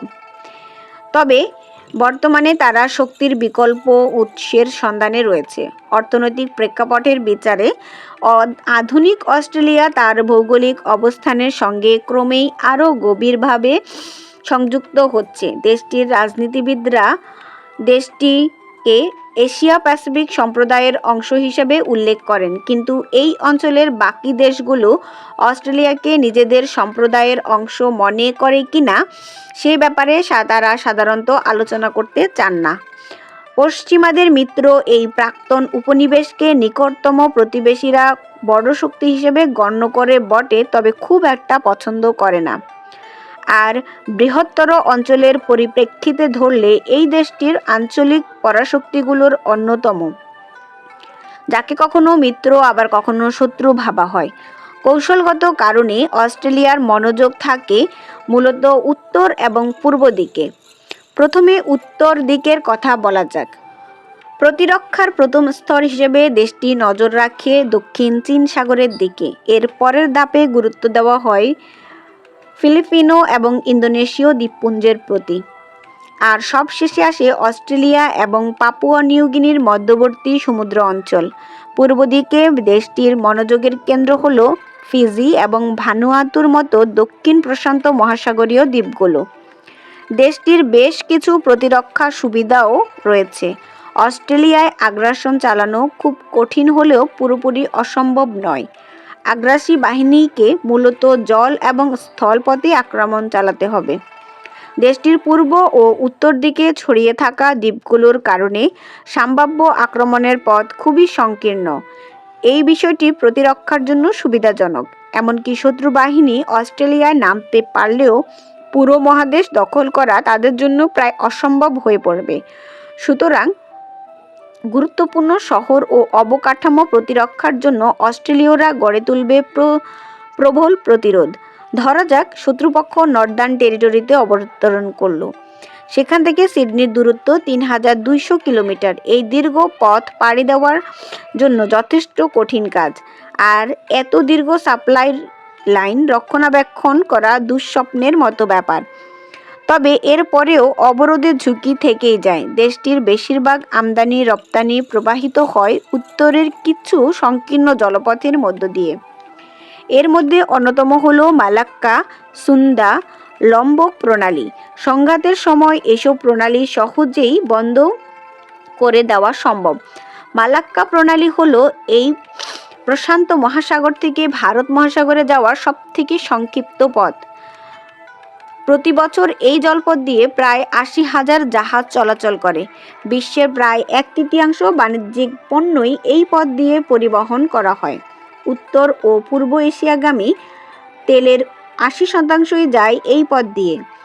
যদি এই প্রণালীগুলো বন্ধ হয়ে যায়, তখন বিকল্প পথ খুঁজতে হবে। জাপানে জ্বালানি সরবরাহ করার ট্যাঙ্কগুলোকে তখন আরও দক্ষিণে গিয়ে অস্ট্রেলিয়ার উত্তর উপকূল ঘেঁষা পাপুয়া নিউগিনির পাশ দিয়ে প্রশান্ত মহাসাগরে ঢুকতে হবে। এর ফলে খরচ ব্যাপকভাবে বেড়ে গেলেও জাপান এবং অস্ট্রেলিয়ার পক্ষে বাণিজ্যিক কার্যক্রম চালু রাখা সম্ভব হবে। অস্ট্রেলিয়ার নিজেরও জ্বালানি প্রয়োজন, আর এটি অস্ট্রেলিয়ার জন্য একটি বড় উদ্বেগের বিষয়। দেশটির ভূগোল ও অবস্থান বিবেচনায় নিরাপত্তা ইস্যুর সঙ্গেও বিষয়টি অঙ্গাঙ্গিভাবে জড়িত। যদি অস্ট্রেলিয়াকে সফলভাবে অবরুদ্ধ করা সম্ভব হয় তবে দেশটি খুব দ্রুতই জ্বালানি সংকটের মুখোমুখি হবে। দেশটির মজুদে যেই পরিমাণ জ্বালানি তেল থাকে তা দিয়ে 2 মাসের চাহিদা পূরণ করা সম্ভব। যেসব ট্যাঙ্কার তেল নিয়ে অস্ট্রেলিয়ায় আসছে তাদের মজুদও থাকা তেলে বাড়তি আয় এবং 3 সপ্তাহের চাহিদা পূরণ করা যাবে। 2020 সালে তেলের দামে ধস নামার সুযোগ নিয়ে ক্যানবেরা অতিরিক্ত কয়েকদিন সরবরাহ সংগ্রহ করেছিল, তবে এই তেল মজুদ রাখা হয়েছে মার্কিন যুক্তরাষ্ট্রের স্ট্র্যাটেজিক পেট্রোলিয়াম রিজার্ভে। অবরোধ পরিস্থিতি এলে এই তেল হাতে পাওয়ার সুযোগ থাকবে না। এই বিষয়টি মাথায় রেখেই মূলত অস্ট্রেলিয়ার প্রতিরক্ষা কৌশল নির্ধারণ করা হয়েছে। দেশটির হাতে বেশ কিছু যুদ্ধজাহাজ ও সাবমেরিন আছে। এগুলো ব্যবহার করে জ্বালানিবাহী জাহাজ বহরকে সুরক্ষা দেওয়া সম্ভব। পাশাপাশি দূরপাল্লার সাগরপথ টহল দেওয়ার উপযোগী বিমানও আছে বেশ কিছু। দেশটির 6টি বিমান ঘাঁটি আছে 26তম অক্ষরেখার উত্তরে। এগুলোর মধ্যে 3টি পূর্ণাঙ্গ লোকবল সহ কার্যক্রম চলমান, বাকি 3টি সংরক্ষণে রাখা হয়েছে জরুরি প্রয়োজনে ব্যবহারের জন্য। এই অক্ষরেখা মহাদেশটিকে ঠিক মাঝ বরাবর উত্তর দক্ষিণে বিভক্ত করেছে। পূর্ব প্রান্তে এই রেখা শুরু হয়েছে ব্রিসবেনের 100 কিলোমিটার উত্তরে, এরপর সোজা পশ্চিমে গিয়ে শার্ক উপসাগরে গিয়ে পৌঁছেছে। এই রেখার উত্তরে বসবাস করে অস্ট্রেলিয়ার মোট জনসংখ্যার মাত্র 10%। অনেকের ধারণা যদি উত্তর দিক থেকে আক্রমণ আসে তবে উত্তর ভাগকে পরিত্যাগ করা হবে এবং সামরিক বাহিনী মূলত দক্ষিণের প্রধান জনবসতিগুলোর প্রতিরক্ষায় নিয়োজিত হবে। তবে এই পরিকল্পনা চরম পরিস্থিতিতে একটি তাত্ত্বিক দৃশ্যকল্প মাত্র, যা অস্ট্রেলিয়ার সরকার যে কোনো উপায়ে এড়াতে চায়। তাদের আশা, বিমান ঘাঁটি ও নৌঘাঁটি ব্যবহার করে একটি শক্তিশালী ফরওয়ার্ড ডিফেন্স কৌশল গড়ে তোলার মাধ্যমে এই পরিস্থিতি প্রতিরোধ করা সম্ভব। তবে দেশটির বিপুল আয়তনের জনসংখ্যা এবং মধ্যম স্তরের অর্থনীতির বিবেচনায় অস্ট্রেলিয়া অভিমুখী সকল সমুদ্রপথ রক্ষা করার মতো বিশাল নৌবাহিনী পরিচালনা করা দেশটির পক্ষে অসম্ভব। শুধু উপকূলবর্তী সমুদ্র অঞ্চলে টহল দেওয়াই একটি বড় মাপের চ্যালেঞ্জ। অস্ট্রেলিয়ার মূল ভূখণ্ডের উপকূল রেখা প্রায় 35,000 কিলোমিটার দীর্ঘ। এর পাশাপাশি আরও 24,000 কিলোমিটার দ্বীপাঞ্চলীয় উপরেখায় নজরদারির আওতায় রাখা হয়েছে। উপরে বর্ণিত পরিস্থিতিগুলোর এড়ানোর জন্য অস্ট্রেলিয়া একদিকে যেমন নৌবাহিনীতে বিপুল বিনিয়োগ করেছে, পাশাপাশি কূটনীতিতেও বিশেষ গুরুত্ব দিয়েছে। তারা মিত্র বাছাই করে খুব সতর্কতার সাথে। কোনো পরাশক্তি কোন সময়ে সাগরপথে আধিপত্য বিস্তার করেছে সেই দিকে বারবার নজর রাখে ক্যানবেরা। গ্রেট ব্রিটেনের যখন সামরিকভাবে সবথেকে শক্তিশালী ছিল তখন এই সাম্রাজ্যের শক্তি ছিল অস্ট্রেলিয়ার প্রধান মিত্র। প্রথম বিশ্বযুদ্ধ শুরুর পর বিপুল সংখ্যক অস্ট্রেলিয়ার অধিবাসী ব্রিটেনের পক্ষে যুদ্ধে যোগ দিয়েছিল। আবার প্রথম নৌশক্তি হিসেবে মার্কিন যুক্তরাষ্ট্র ব্রিটেনের স্থান দখল করার পরে স্বাভাবিকভাবেই প্রধান রাজনৈতিক ও সামরিক এবং কৌশলগত সহযোগী হিসেবে যুক্তরাষ্ট্রকে বেছে নেয় অস্ট্রেলিয়া। দ্বিতীয় বিশ্বযুদ্ধ ছিল অস্ট্রেলিয়া ও ব্রিটেনের মধ্যকার কৌশলগত সম্পর্কের মূল বদলের সন্ধিক্ষণ। এই সময় স্পষ্ট হয়ে যায় যে ব্রিটেনের পক্ষে আর অস্ট্রেলিয়াকে সুরক্ষা দেওয়া সম্ভব নয়। পরবর্তী সময়ে যুদ্ধের গতিপথ পরিবর্তনের সঙ্গে সঙ্গে যুদ্ধ পরবর্তী বিশ্বে কার প্রভাব সবথেকে বেশি থাকবে তা আরও স্পষ্ট হয়ে যায়। 1941 সালের ডিসেম্বর মাসে আমেরিকার পার্ল হারবার বন্দরে জাপানি হামলায় পরে টাস্ক এহেড শিরোনামে একটি নিবন্ধে বিষয়টি তুলে ধরেন তৎকালীন অস্ট্রেলীয় প্রধানমন্ত্রী জন কার্ডিন। তিনি লিখেছিলেন, অস্ট্রেলিয়ার সরকার মনে করেন যে প্রশান্ত মহাসাগরীয় সংগ্রামে গণতান্ত্রিক দেশগুলোকে যুদ্ধের নির্দেশনা দেওয়ার ব্যাপারে সম্পূর্ণ কর্তৃত্ব থাকা উচিত যুক্তরাষ্ট্র ও অস্ট্রেলিয়ার হাতে। কোনো ধরনের সংকোচ বা দ্বিধা ছাড়াই আমরা স্পষ্টভাবে জানিয়ে দিতে চাই যে অস্ট্রেলিয়া এখন থেকে আমেরিকার উপরই ভরসা রাখবে। যুক্তরাজ্যের সঙ্গে ঐতিহ্যগত সম্পর্ক বা আত্মীয়তার কোনো আবেগ আর আমাদের সিদ্ধান্তকে প্রভাবিত করবে না। অস্ট্রেলীয়দের স্বভাবসুলভ স্পষ্টবাদিতার সঙ্গে বার্তাটির রাজনৈতিক বাস্তবতার দিকটি স্পষ্টভাবে তুলে ধরেন তিনি বলেন, আমরা এটিও জানি যে অস্ট্রেলিয়া ধ্বংস হয়ে গেলেও ব্রিটেন তার অস্তিত্ব বজায় রাখতে সক্ষম হবে। এটি ছিল পট পরিবর্তনের মুহূর্ত। অস্ট্রেলীয়রা অবশেষে জেনে গেল ইয়াঙ্কিরা আসছে। মার্কিন অগ্রবর্তী দল ততদিনে অস্ট্রেলিয়ায় পৌঁছে গেছে। 1943 সালের মাঝামাঝি সময়ে মার্কিন সামরিক বাহিনীর 1,50,000 সদস্য অস্ট্রেলিয়ায় অবস্থান করেছিল। তাদের বেশিরভাগই ছিল কুইন্সল্যান্ডে।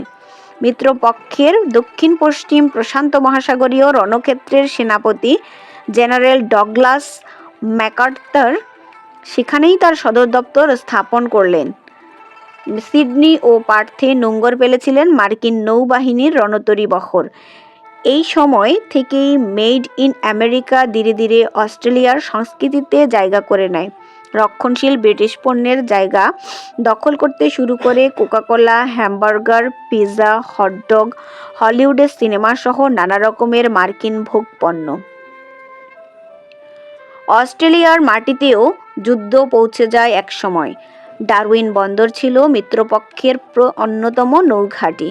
1942 সালের 19 ফেব্রুয়ারি জাপানের বিমান বাহিনী এই বন্দরে এক ভয়াবহ হামলা চালায়।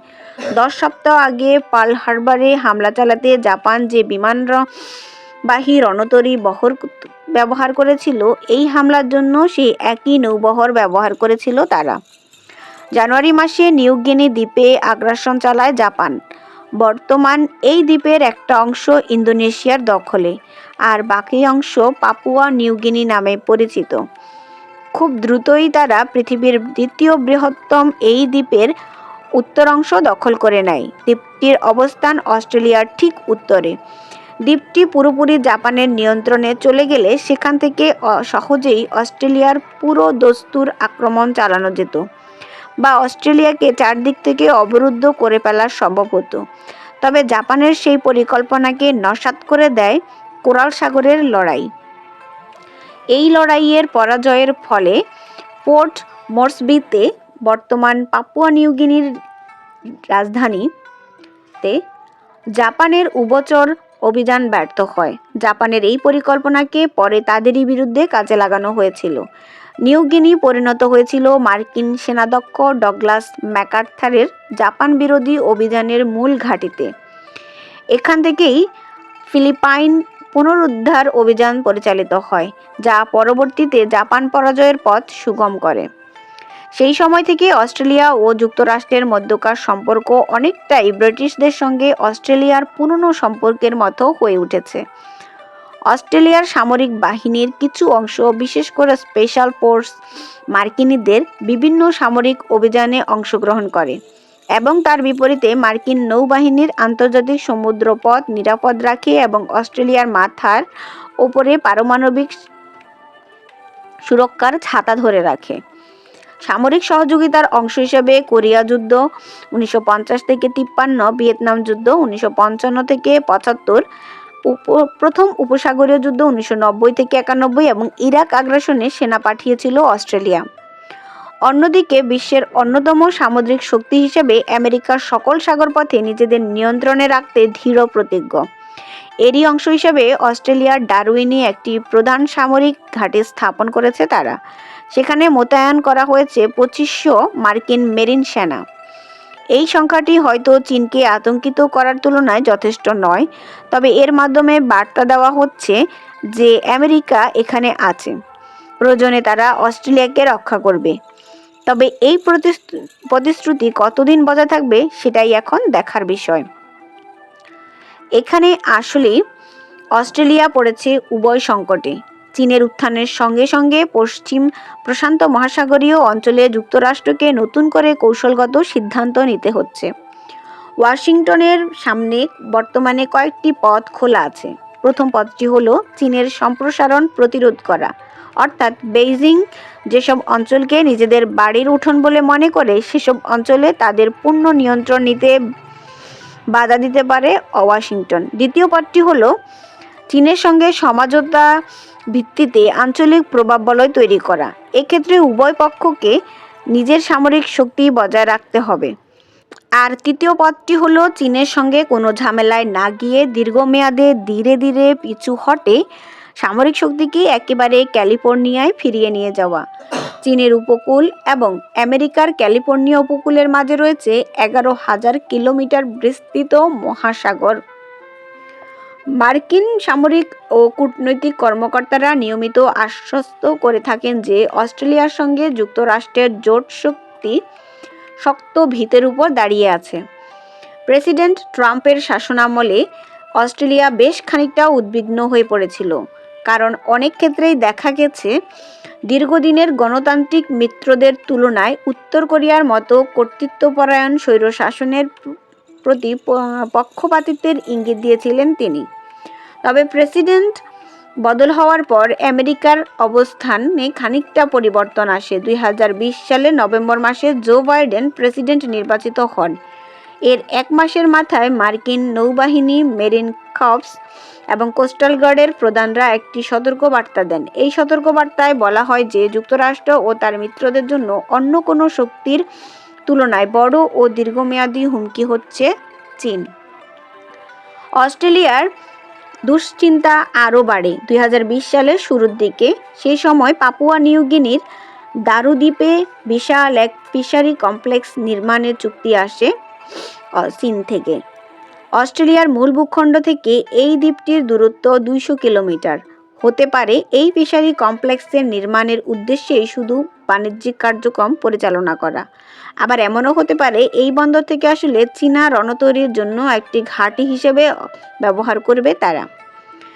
এমনিতে এই অংশের জলসীমা বাণিজ্যিকভাবে মৎস্য আহরণের জন্য খুব একটা উপযোগী নয়, কিন্তু সমস্যা হলো চীন তাদের মৎস্য আহরণের ট্রলারগুলোকে প্রায়ই গুপ্তচর বৃত্তির জন্য ব্যবহার করে থাকে। এরই উদাহরণ থেকে বোঝা যায় যে অস্ট্রেলিয়াকে কেন এই অঞ্চলে চীনের কার্যক্রমের উপর সজাগ দৃষ্টি রাখতে হবে। পাশাপাশি এটিও বোঝা যায় নিরাপত্তা ও প্রতিরক্ষার ব্যাপারে আমেরিকার প্রতিশ্রুতিকে কেন অস্ট্রেলিয়া বারবার যাচাই করে যেতে হবে। অস্ট্রেলিয়া ভালো করেই জানে যে বর্তমান শতকের মাঝামাঝি গিয়ে যুক্তরাষ্ট্র সম্ভবত প্রতিরক্ষা ব্যয়ের দিক থেকে চীনকে আর ছাড়িয়ে যেতে পারবে না। স্নায়ুযুদ্ধের সময়ের সঙ্গে বর্তমান সময়ের যে বড় পার্থক্য রয়েছে। স্নায়ুযুদ্ধের সময় সোভিয়েত ইউনিয়নের অর্থনৈতিকভাবে যুক্তরাষ্ট্রের চেয়ে অনেক পিছিয়ে পড়েছিল, ফলে মস্কো শেষ পর্যন্ত অস্ত্র প্রতিযোগিতায় টিকে থাকতে পারেনি। কিন্তু চীনের ক্ষেত্রে পরিস্থিতি ভিন্ন।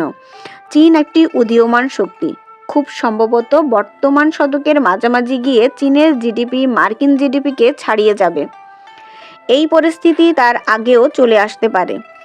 এই সব বিষয়ে ওয়াশিংটনের কৌশলগত সিদ্ধান্ত তাই অস্ট্রেলিয়ার চীন নীতি নির্ধারণে সরাসরি ভূমিকা রাখবে।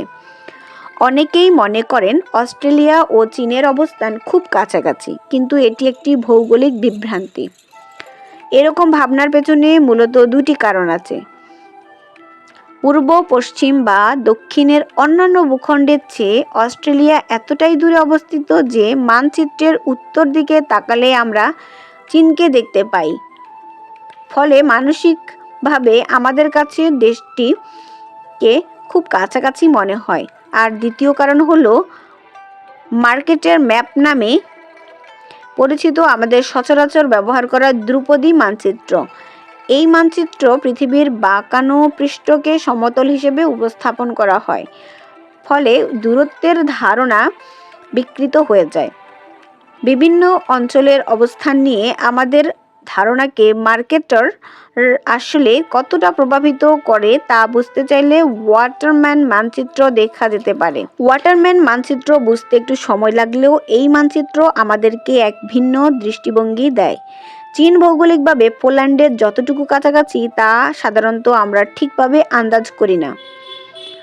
অনেকেই মনে করেন পোল্যান্ড সম্ভবত চীন থেকে বহু বহু দূরে, কিন্তু আসলে পোল্যান্ডের ওয়ারশ এবং ক্যানবেরা উভয় জায়গা থেকেই বেইজিংয়ের দূরত্ব প্রায় সমান। এই কারণেই চীনের ভৌগোলিক এবং ভূ রাজনৈতিক কৌশলগত দৃষ্টি সবসময় 360 ডিগ্রিতে বিস্তৃত থাকে। আর অস্ট্রেলিয়া মূলত তাকিয়ে থাকে উত্তরের দিকে।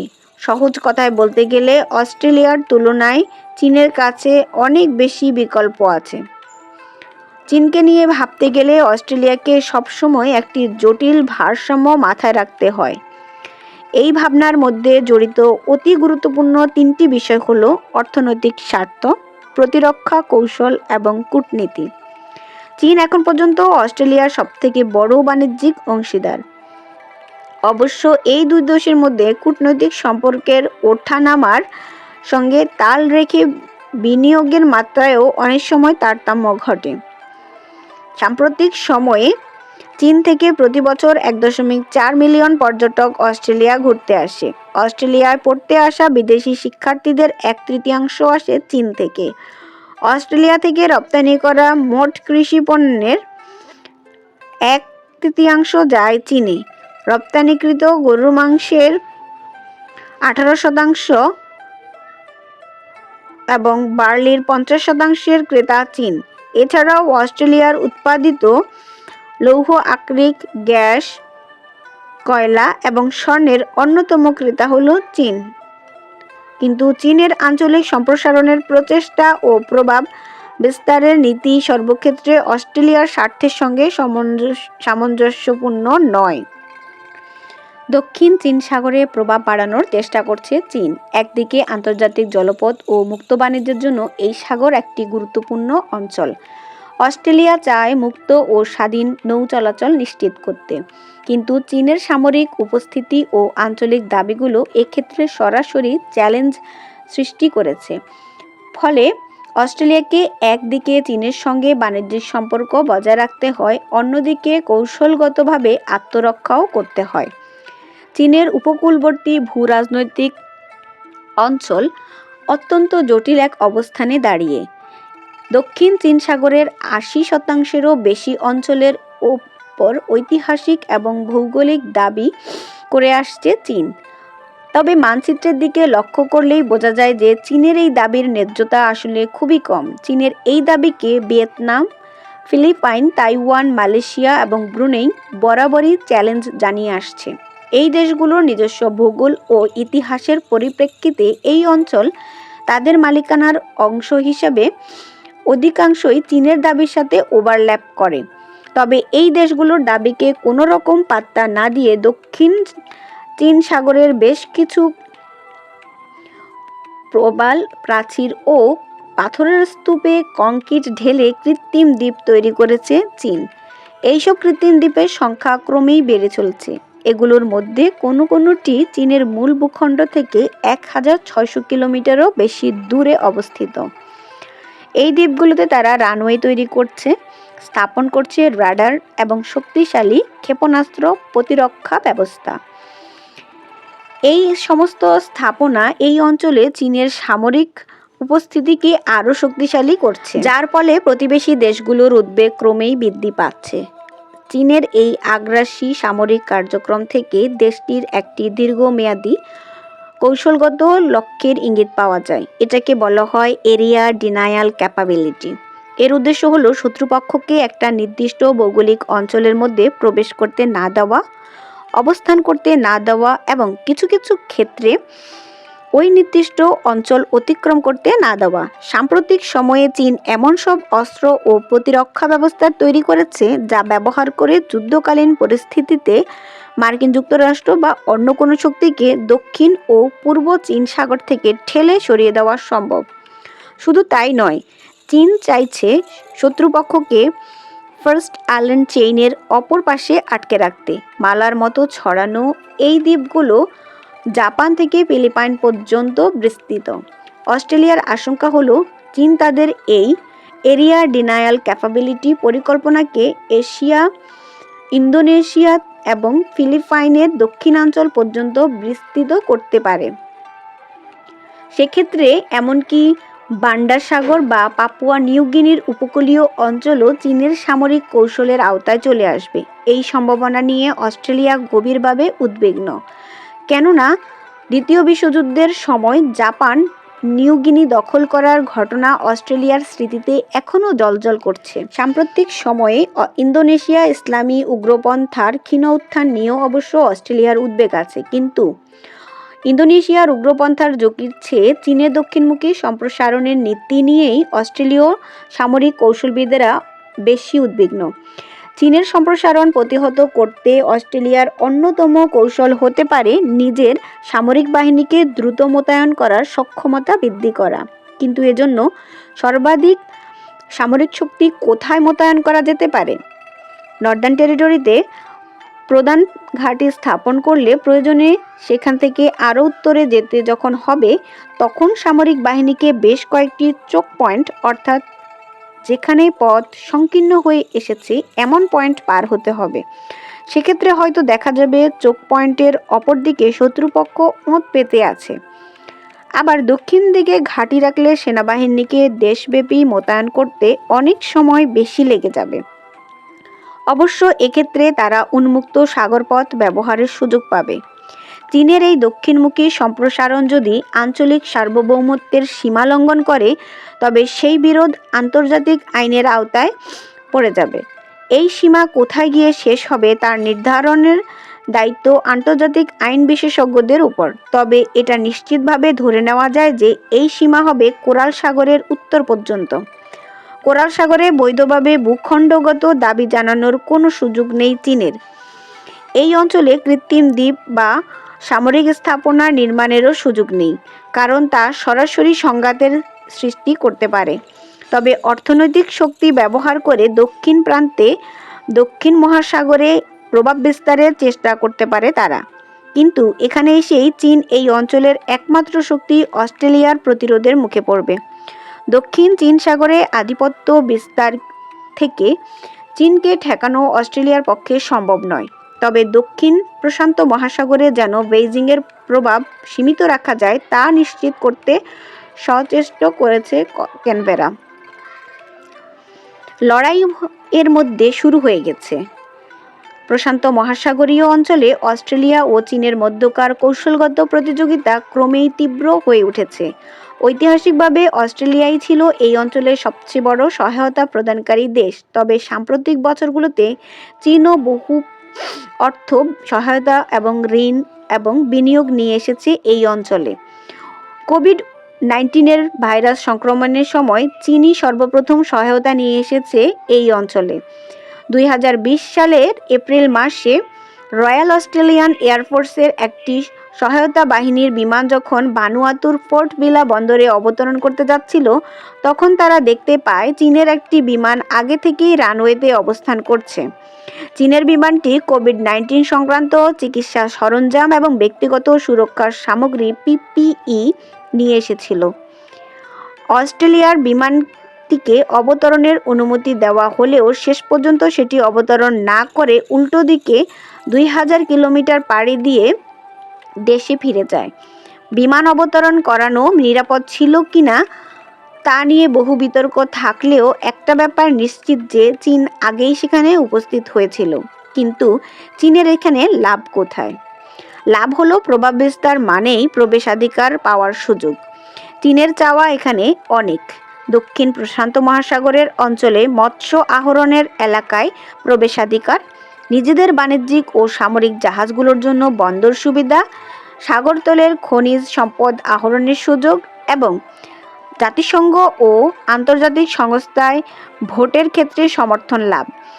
এই শেষ পয়েন্টটি অনেকেরই চোখ এড়িয়ে যায়।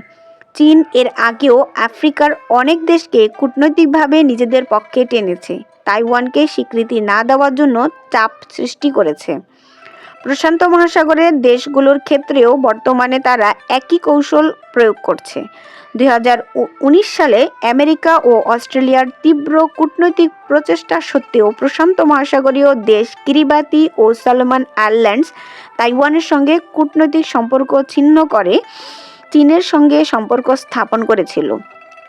প্রশান্ত মহাসাগরীয় অঞ্চলে নিজেদের প্রভাব ধরে রাখতে এবং চীনের সম্প্রসারণ প্রতিহত করতে অস্ট্রেলিয়া বর্তমানে প্যাসিফিক স্টেট আপ নামে একটা বিশেষ কূটনৈতিক নীতির পথে হাঁটছি। এই নীতির মূল লক্ষ্য হচ্ছে প্রশান্ত মহাসাগরীয় অঞ্চলে প্রভাব বৃদ্ধি করা। তবে তাদের এই পথে এগোতে বেশ সতর্কভাবে এগোতে হচ্ছে, কারণ প্রশান্ত মহাসাগরীয় দ্বীপাঞ্চলের বাসিন্দারা অস্ট্রেলিয়ার ঔপনিবেশিক অতীত সম্পর্কে খুবই সচেতন। ঔদ্ধত্য বা অভিভাবকত্বের গন্ধ পাওয়া এমন যে কোনো আচরণকে নেতিবাচক দৃষ্টিতে দেখে এই দ্বীপরাষ্ট্রগুলো। এই সংবেদনশীলতা মাথায় রেখে এখন দ্বীপগুলোকে ছোট দ্বীপদেশ না বলে তাদের পছন্দ অনুযায়ী বৃহৎ মহাসাগরীয় রাষ্ট্র বলা হয়। এই নতুন পরিচয়ের পেছনেও বড় যুক্তি আছে। দ্বীপগুলোর স্থলভাগ খুব ছোট হলেও সমুদ্র তাদের বিশাল এক্সক্লুসিভ ইকোনমিক জোন, আর এই সুবিধাটা তাদের আপেক্ষিক আয়তন ও গুরুত্ব বহুগুণে বাড়িয়ে দেয়। এই দ্বীপগুলো ও তাদের সামুদ্রিক অঞ্চল মিলিয়ে সম্মিলিতভাবে পৃথিবী পৃষ্ঠভাগের প্রায় 15% স্থান দখল করে আছে। 2018 সালে অস্ট্রেলিয়া একটি গুরুত্বপূর্ণ কূটনৈতিক জয় পায়। চীনের সঙ্গে প্রতিযোগিতায় জয়ী হয়ে পিজির প্রধান সামরিক ঘাঁটিতে তহবিল যোগান দিতে সক্ষম হয় তারা। একই বছর তারা ভানুয়াতুর সঙ্গে একটি দ্বিপাক্ষিক নিরাপত্তা চুক্তি স্বাক্ষর করে এবং প্রশান্ত মহাসাগরের বেশ কয়েকটি দ্বীপরাষ্ট্রকে মোট 21টি সামরিক টহল বোট উপহার দেয়। এছাড়াও নিজেদের অনুদান তহবিল ব্যবহার করে সাগরের তলদেশ দিয়ে কোরাল সি কেবল সিস্টেম নামে একটি উচ্চ গতির যোগাযোগ ব্যবস্থা নির্মাণ করে তারা। এই কেবল সিস্টেম সলোমন আইল্যান্ডস এবং পাপুয়া নিউগিনিকে অস্ট্রেলিয়ার সঙ্গে সংযুক্ত করেছে। তবে চীনও এখানে থেমে নেই। অস্ট্রেলিয়ার তরফ থেকে নানা রকমের প্রচেষ্টার পরও ফিজি, কুক আইল্যান্ডস এবং টোঙ্গায় নিজেদের অবস্থানকে শক্তিশালী করেছে তারা। তবে চীনের এই আগ্রাসী পদক্ষেপের কিছু পার্শ্ববর্তী প্রতিক্রিয়াও রয়েছে। এইসব দেশের অবকাঠামোর প্রকল্পে চীন মূলত নিজ দেশের উপকরণ ব্যবহার করছে। তাছাড়া আফ্রিকার মতো এই অঞ্চলেও তারা ব্যবহার করছে নিজেদের দেশের শ্রমিক। এই কারণেই অনেক জায়গায় চীনা প্রকল্পগুলো স্থানীয়দের মধ্যে ক্ষোভের কারণ হয়ে দাঁড়িয়েছে। এই প্রেক্ষাপটে বলা যায়, এখনও পর্যন্ত অস্ট্রেলিয়াই এই অঞ্চলের প্রধান প্রভাবশালী শক্তি। কিন্তু চীনের কৌশলগত অগ্রগতি ও ব্যাপক অর্থনৈতিক সামর্থ্যের বিবেচনায় রেখে দীর্ঘমেয়াদী পরিকল্পনা ও সক্রিয় কূটনীতির মাধ্যমে অস্ট্রেলিয়াকে নিজেদের অবস্থান ধরে রাখতে হবে। এক সময় অস্ট্রেলিয়াকে ঘিরে থাকা প্রশান্ত মহাসাগরের বিশাল জলরাশি তাদের জন্য এক ধরনের প্রাকৃতিক প্রতিরক্ষা হিসেবে কাজ করত, কিন্তু চীনের প্রযুক্তি ও সামরিক শক্তির ব্যাপক উন্নতির ফলে সেই সুবিধা অনেকাংশে কমে গেছে। উন্নতির মাত্রায় অস্ট্রেলিয়াকে অনেকখানি ছাড়িয়ে গেছে তারা। চীনের দূরপাল্লার ব্যালিস্টিক ক্ষেপণাস্ত্র অস্ট্রেলিয়ার ভৌগোলিক প্রতিরক্ষা ব্যবস্থাকে দুর্বল করে দিয়েছে। পাশাপাশি সাইবার অস্ত্রের আবির্ভাব যুদ্ধের ধরনও বদলে দিয়েছে। শত্রুকে ধ্বংস করতে এখন আর সব ক্ষেত্রে মিসাইল ছুড়ে ধ্বংসযজ্ঞ চালানোর প্রয়োজন হয় না। এর পরিবর্তে বিভিন্ন গুরুত্বপূর্ণ অবকাঠামো যেমন বৈদ্যুতিক গ্রিড, পানি সরবরাহ, খাদ্য সরবরাহ ব্যবস্থা বা পরিবহন নেটওয়ার্কের উপর সাইবার হামলা চালিয়েই একটি দেশকে অকার্যকর করে দেওয়া সম্ভব। ভৌগোলিকভাবে অস্ট্রেলিয়া এতটাই বিচ্ছিন্ন যে মিত্রশক্তিগুলোর পক্ষে সরাসরি এসে সামরিক সহায়তা দেওয়া অনেক সময় সাপেক্ষ ব্যাপার। তবে প্রযুক্তিগতভাবে উন্নতির ফলে বিশ্ব এখন যে কোনো সময় তুলনায় অনেক বেশি পরস্পরের সাথে সংযুক্ত। অস্ট্রেলিয়া নীতিগতভাবে জাস্ট ইন টাইম অর্থনৈতিক ব্যবস্থা অবলম্বন করে আসছিল।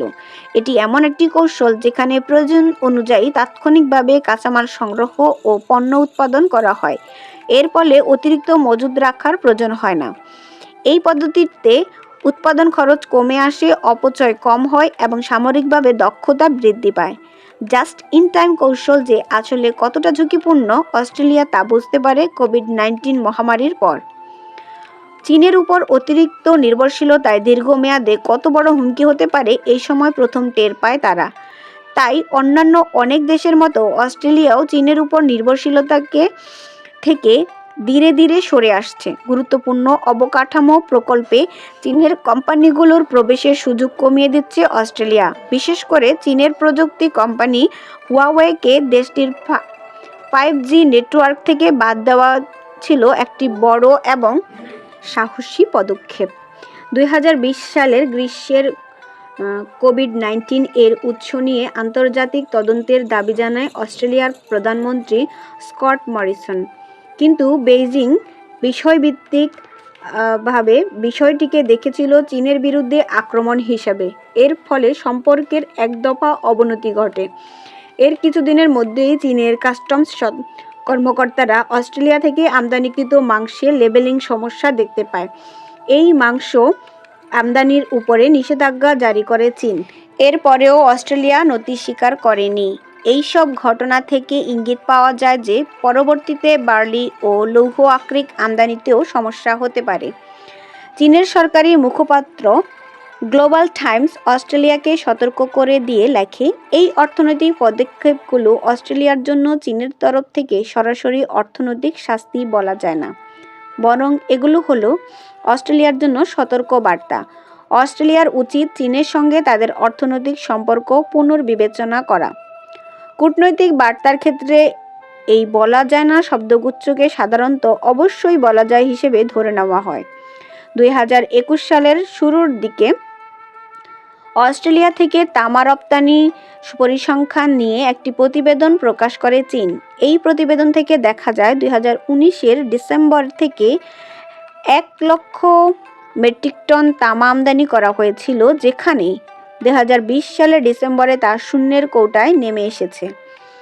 এদিকে 2020 সালে অস্ট্রেলিয়ার শিক্ষা, স্বাস্থ্য এবং অন্যান্য গুরুত্বপূর্ণ সরকারি অবকাঠামোতে একাধিক সাইবার হামলা চালানো হয়। প্রধানমন্ত্রী স্কট মরিসন হামলাকারীদের নাম প্রকাশ করেননি, তবে ইঙ্গিতে বুঝিয়ে দেন এই ধরনের কার্যকলাপে সক্ষম রাষ্ট্রভিত্তিক কুশলীদের সংখ্যা খুব বেশি নয়। এই বার্তা থেকে বোঝা যায় সন্দেহের তীর আসলে কার দিকে। চীনের সঙ্গে সম্পর্ক সামলানো বেশ চ্যালেঞ্জিং বিষয়ে পরিণত হয়েছে অস্ট্রেলিয়ার জন্য। যদি অতিরিক্ত কঠোরভাবে সামলানো হয় তবে ইন্দো প্যাসিফিক অঞ্চলে নতুন একটি স্নায়ুযুদ্ধের পরিস্থিতি তৈরি হওয়ার ঝুঁকি থাকে। আবার অস্ট্রেলিয়া যদি সামরিকভাবে অতিরিক্ত দুর্বলতা দেখায়, সেক্ষেত্রে চীনের কাছাকাছি অঞ্চলে সামরিক ঘাঁটি স্থাপনের সুযোগ পাবে। কোভিড-19 সংকটের সময় আঞ্চলিক পরিস্থিতি আরও বিপজ্জনক মোড় নিয়েছে। ইন্দো প্যাসিফিক অঞ্চলে চীনকে নিয়ে ভারত, জাপান, তাইওয়ান এবং অস্ট্রেলিয়ার যে উদ্বেগ ছিল, কোভিড পরিস্থিতির সুযোগে তা বেড়ে গেছে বলে অত্যুক্তি হবে না। এই দেশগুলো সে সময় কোভিড পরিস্থিতি সামাল দিতে ব্যস্ত ছিল। সেই ফাঁকে চীন বেশ আক্রমণাত্মক পদক্ষেপ নেয়। এই পদক্ষেপের মধ্যে ছিল তাইওয়ানের চারপাশে সম্পূর্ণ বৃত্তাকারে তাদের বিমানবাহী রণতরী বহর চালনা করা। আর এই কাজের জন্য এমন একটা সময় বেছে নেওয়া হয়েছিল যখন এই অঞ্চলে মোতায়েন করা মার্কিন বিমানবাহী রণতরীর 2টি বহরই ছিল অকার্যকর। একটি বহরে তখন চলছিল মেরামতের কাজ, আর অপরটিতে কয়েক শত সদস্য কোভিডে আক্রান্ত।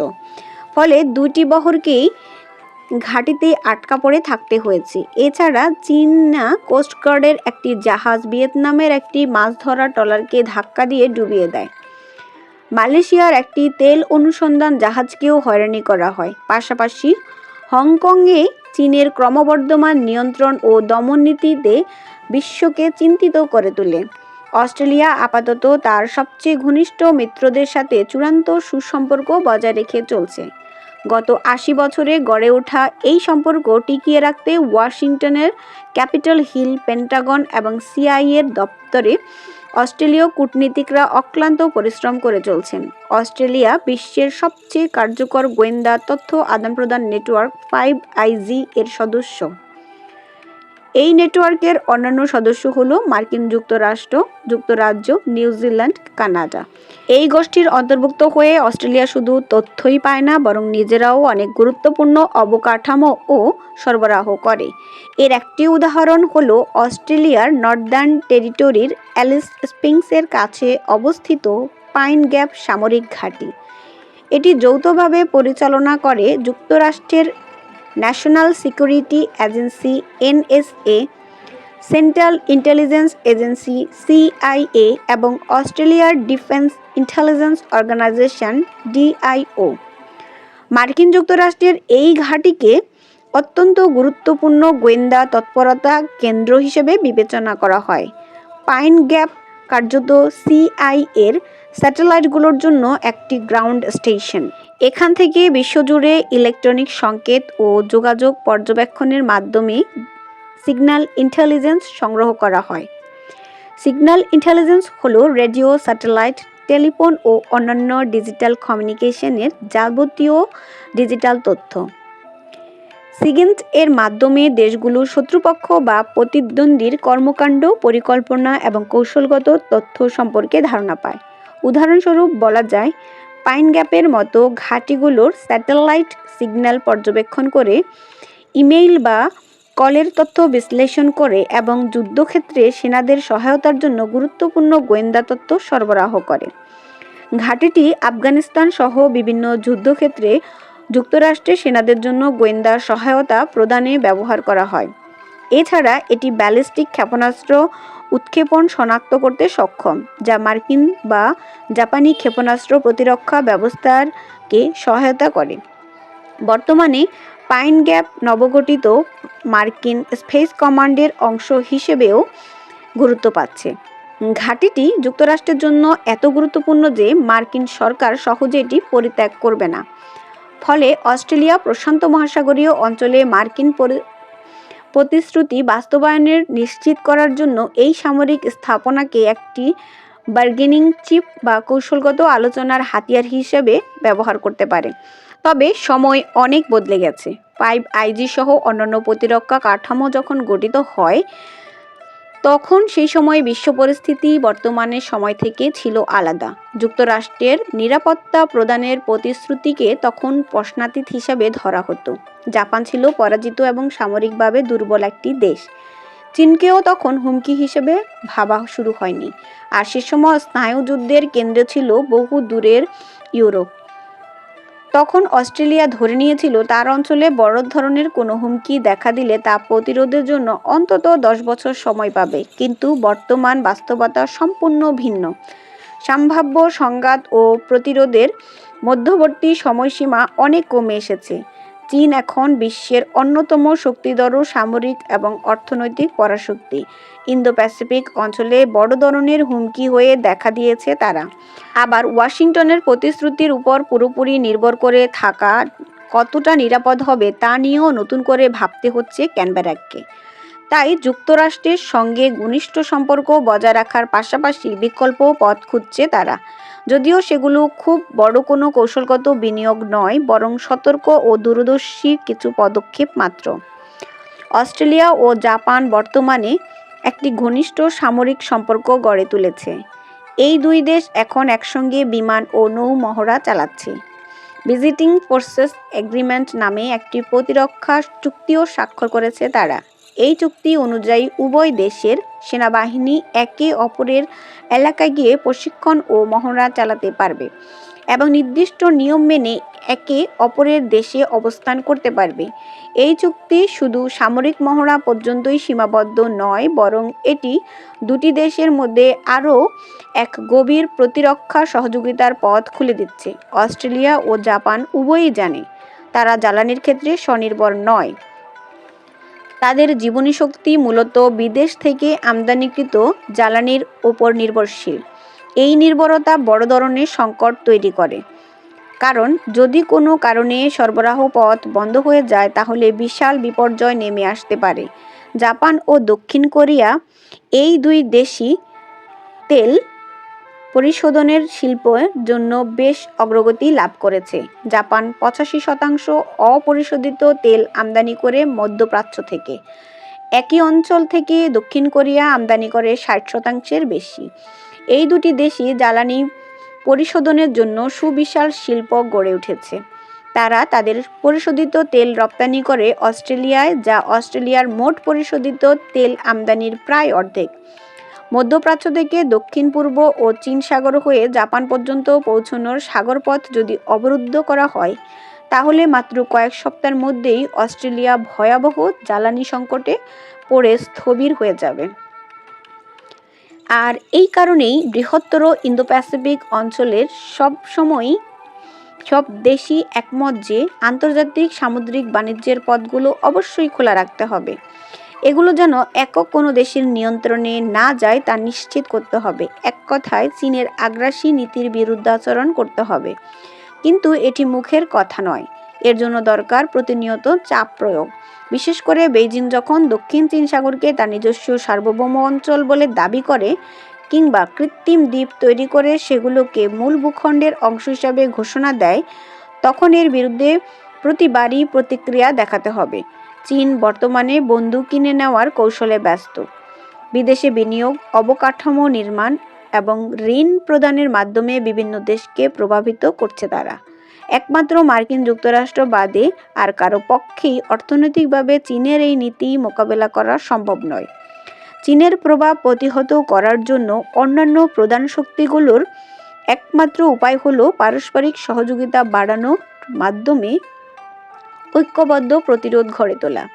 জাপান ও অস্ট্রেলিয়া এখন শুধু নিজেদের সঙ্গেই নয়, বরং ভারতের সঙ্গেও যৌথভাবে কাজ করছে। এরই মধ্যে ভারতীয় নৌবাহিনীর সঙ্গে কোয়াড্রিলিটারাল সিকিউরিটি ডায়ালগ বা চতুর্পক্ষীয় নিরাপত্তা সংলাপ নামে একটি কৌশলগত কাঠামো তৈরি করেছে তারা। এই কাঠামোর অপসদস্য মার্কিন যুক্তরাষ্ট্র। এই জোটের উদ্দেশ্য খুব স্পষ্ট করে বলা না হলেও বোঝাই যায় যে এর মূল লক্ষ্য হচ্ছে প্রশান্ত মহাসাগরীয় অঞ্চলের সমুদ্রপথগুলোকে নিরাপদ ও উন্মুক্ত রাখা। বলতে গেলে মূলত চীনের প্রভাব বিস্তারকে নিয়ন্ত্রণে রাখা। কোয়াড এখনও আনুষ্ঠানিক কোনো সামরিক জোট নয়, এটি একটি কৌশলগত সহযোগিতা কাঠামো যার মাধ্যমে এই চারটি দেশের নৌবাহিনী একসঙ্গে প্রশিক্ষণ, মহড়া ও নিরাপত্তা পরিকল্পনায় অংশ নেয়। কোভিড-19 মহামারীর সময় যখন চীনের আগ্রাসী আচরণ নিয়ে বিশ্বজুড়ে উদ্বেগ বাড়ছিল, সেই সময় এই জোট বিশেষভাবে সক্রিয় হয়ে ওঠে। 2020 সালে লাদাখে ভারত ও চীনের সীমান্তে রক্তক্ষয়ী সংঘর্ষ ঘটে। সেখানে এই দুই দেশের সৈন্যরা হাতাহাতি ও সরাসরি সংঘর্ষে জড়িয়ে পড়ে। এই ঘটনাকে কোয়াডের উদ্দেশ্যকে আরও প্রাসঙ্গিক করে তোলে। ভারতের নৌ সক্ষমতা বাড়ার সঙ্গে সঙ্গে দেশটি এখন ইন্দো প্যাসিফিক অঞ্চলকে একটি সমন্বিত কৌশল ক্ষেত্র হিসেবে ভাবতে শুরু করেছে। আর এই নতুন দৃষ্টিভঙ্গির মাধ্যমে ভারত কোয়াডকে একটি কার্যকর প্ল্যাটফর্ম হিসেবে দেখছে। বর্তমানে কোয়াড প্লাস নামে একটি সম্প্রসারণ পরিকল্পনাও তৈরি করছে তারা। এই সম্ভাব্য কাঠামোতে নিউজিল্যান্ড, দক্ষিণ কোরিয়া ও ভিয়েতনামকে অন্তর্ভুক্ত করার আলোচনা চলছে। তবে দক্ষিণ কোরিয়া ও ভিয়েতনাম চীনের ঘনিষ্ঠ প্রতিবেশী হওয়ায় এই ব্যাপারে সতর্ক হয়ে কাজ করছে দেশ দুইটি। অস্ট্রেলিয়া কখনোই কারো সহায়তার জন্য অপেক্ষা করে বসে থাকেনি। এর পরিবর্তে তারা সবসময় এমন সামরিক সক্ষমতা গড়ে তুলতে চেয়েছে যা অন্ততপক্ষে দেশের প্রতিরক্ষার জন্য যথেষ্ট শক্তিশালী হয়। আর তারা চেষ্টা করছে সেই প্রতিরক্ষা কার্যক্রম যেন উপকূল থেকে যথেষ্ট দূরেও চালানো যায়। বাস্তবতার বিচারে এর অর্থ হলো দেশটির উত্তর ও পূর্ব দিকের দ্বীপগুলো যেন আক্রমণাত্মক না হয়ে ওঠে। পাশাপাশি এটাও নিশ্চিত করা যে দ্বীপগুলো যেন কোনো শক্তিশালী পরাশক্তির নিয়ন্ত্রণে চলে না যায়। অস্ট্রেলিয়ার সামনে এখন একটি জটিল সমীকরণ। খুব সতর্কতার সঙ্গে ভারসাম্য বজায় রেখে চলতে হচ্ছে দেশটিকে। একটি সামান্য ভুল সিদ্ধান্ত দীর্ঘমেয়াদে গুরুতর পরিণতি ডেকে আনতে পারে। ইন্দো প্যাসিফিক অঞ্চলকে বর্তমানে বিশ্বের সবচেয়ে গুরুত্বপূর্ণ অর্থনৈতিক অঞ্চল হিসেবে বিবেচনা করা হয়। অনেক বিশেষজ্ঞের মতে এই অঞ্চলের বিস্তৃতি পূর্ব আফ্রিকার উপকূল থেকে শুরু হয়ে যুক্তরাষ্ট্রের পশ্চিম উপকূল পর্যন্ত। এটি পুরনো দিনের ধারণা হলেও সাম্প্রতিক ভূ-রাজনৈতিক পরিবর্তনের কারণে এই মতের গুরুত্ব আবারও বৃদ্ধি পাচ্ছে। আধুনিক সময়ে এই ধারণার অন্যতম প্রবক্তা জাপানের প্রাক্তন প্রধানমন্ত্রী শিনজো আবে। 2007 সালে ভারতীয় পার্লামেন্টে দেওয়া এক বক্তৃতায় মুঘল রাজপুত্র দারা শিকো রচিত the confluence of the two seas Majma-ul Bahrain বই থেকে উদ্ধৃত করে তিনি বলেন, বক্তৃতায় তিনি আরও বলেছিলেন, প্রশান্ত মহাসাগর ও ভারত মহাসাগর এখন স্বাধীনতা ও সমৃদ্ধির সাগর। এই দুই মহাসাগর একত্রে এক নতুন গতিশীলতা ও সম্ভাবনার মঞ্চ হয়ে উঠেছে। এরপরে তিনি আরও জোর দিয়ে বলেছিলেন, এই দুই সমুদ্র পথগুলোকে যেন সবার জন্য উন্মুক্ত ও স্বচ্ছ থাকে তা নিশ্চিত করতেই হবে। দুই বিশাল মহাসাগরের মাঝামাঝি হয়ে বসে আছে অস্ট্রেলিয়া। পশ্চিমে রয়েছে ভারত মহাসাগর আর পূর্ব দিকে প্রশান্ত মহাসাগর, আর তাদের উত্তরে রয়েছে চীন।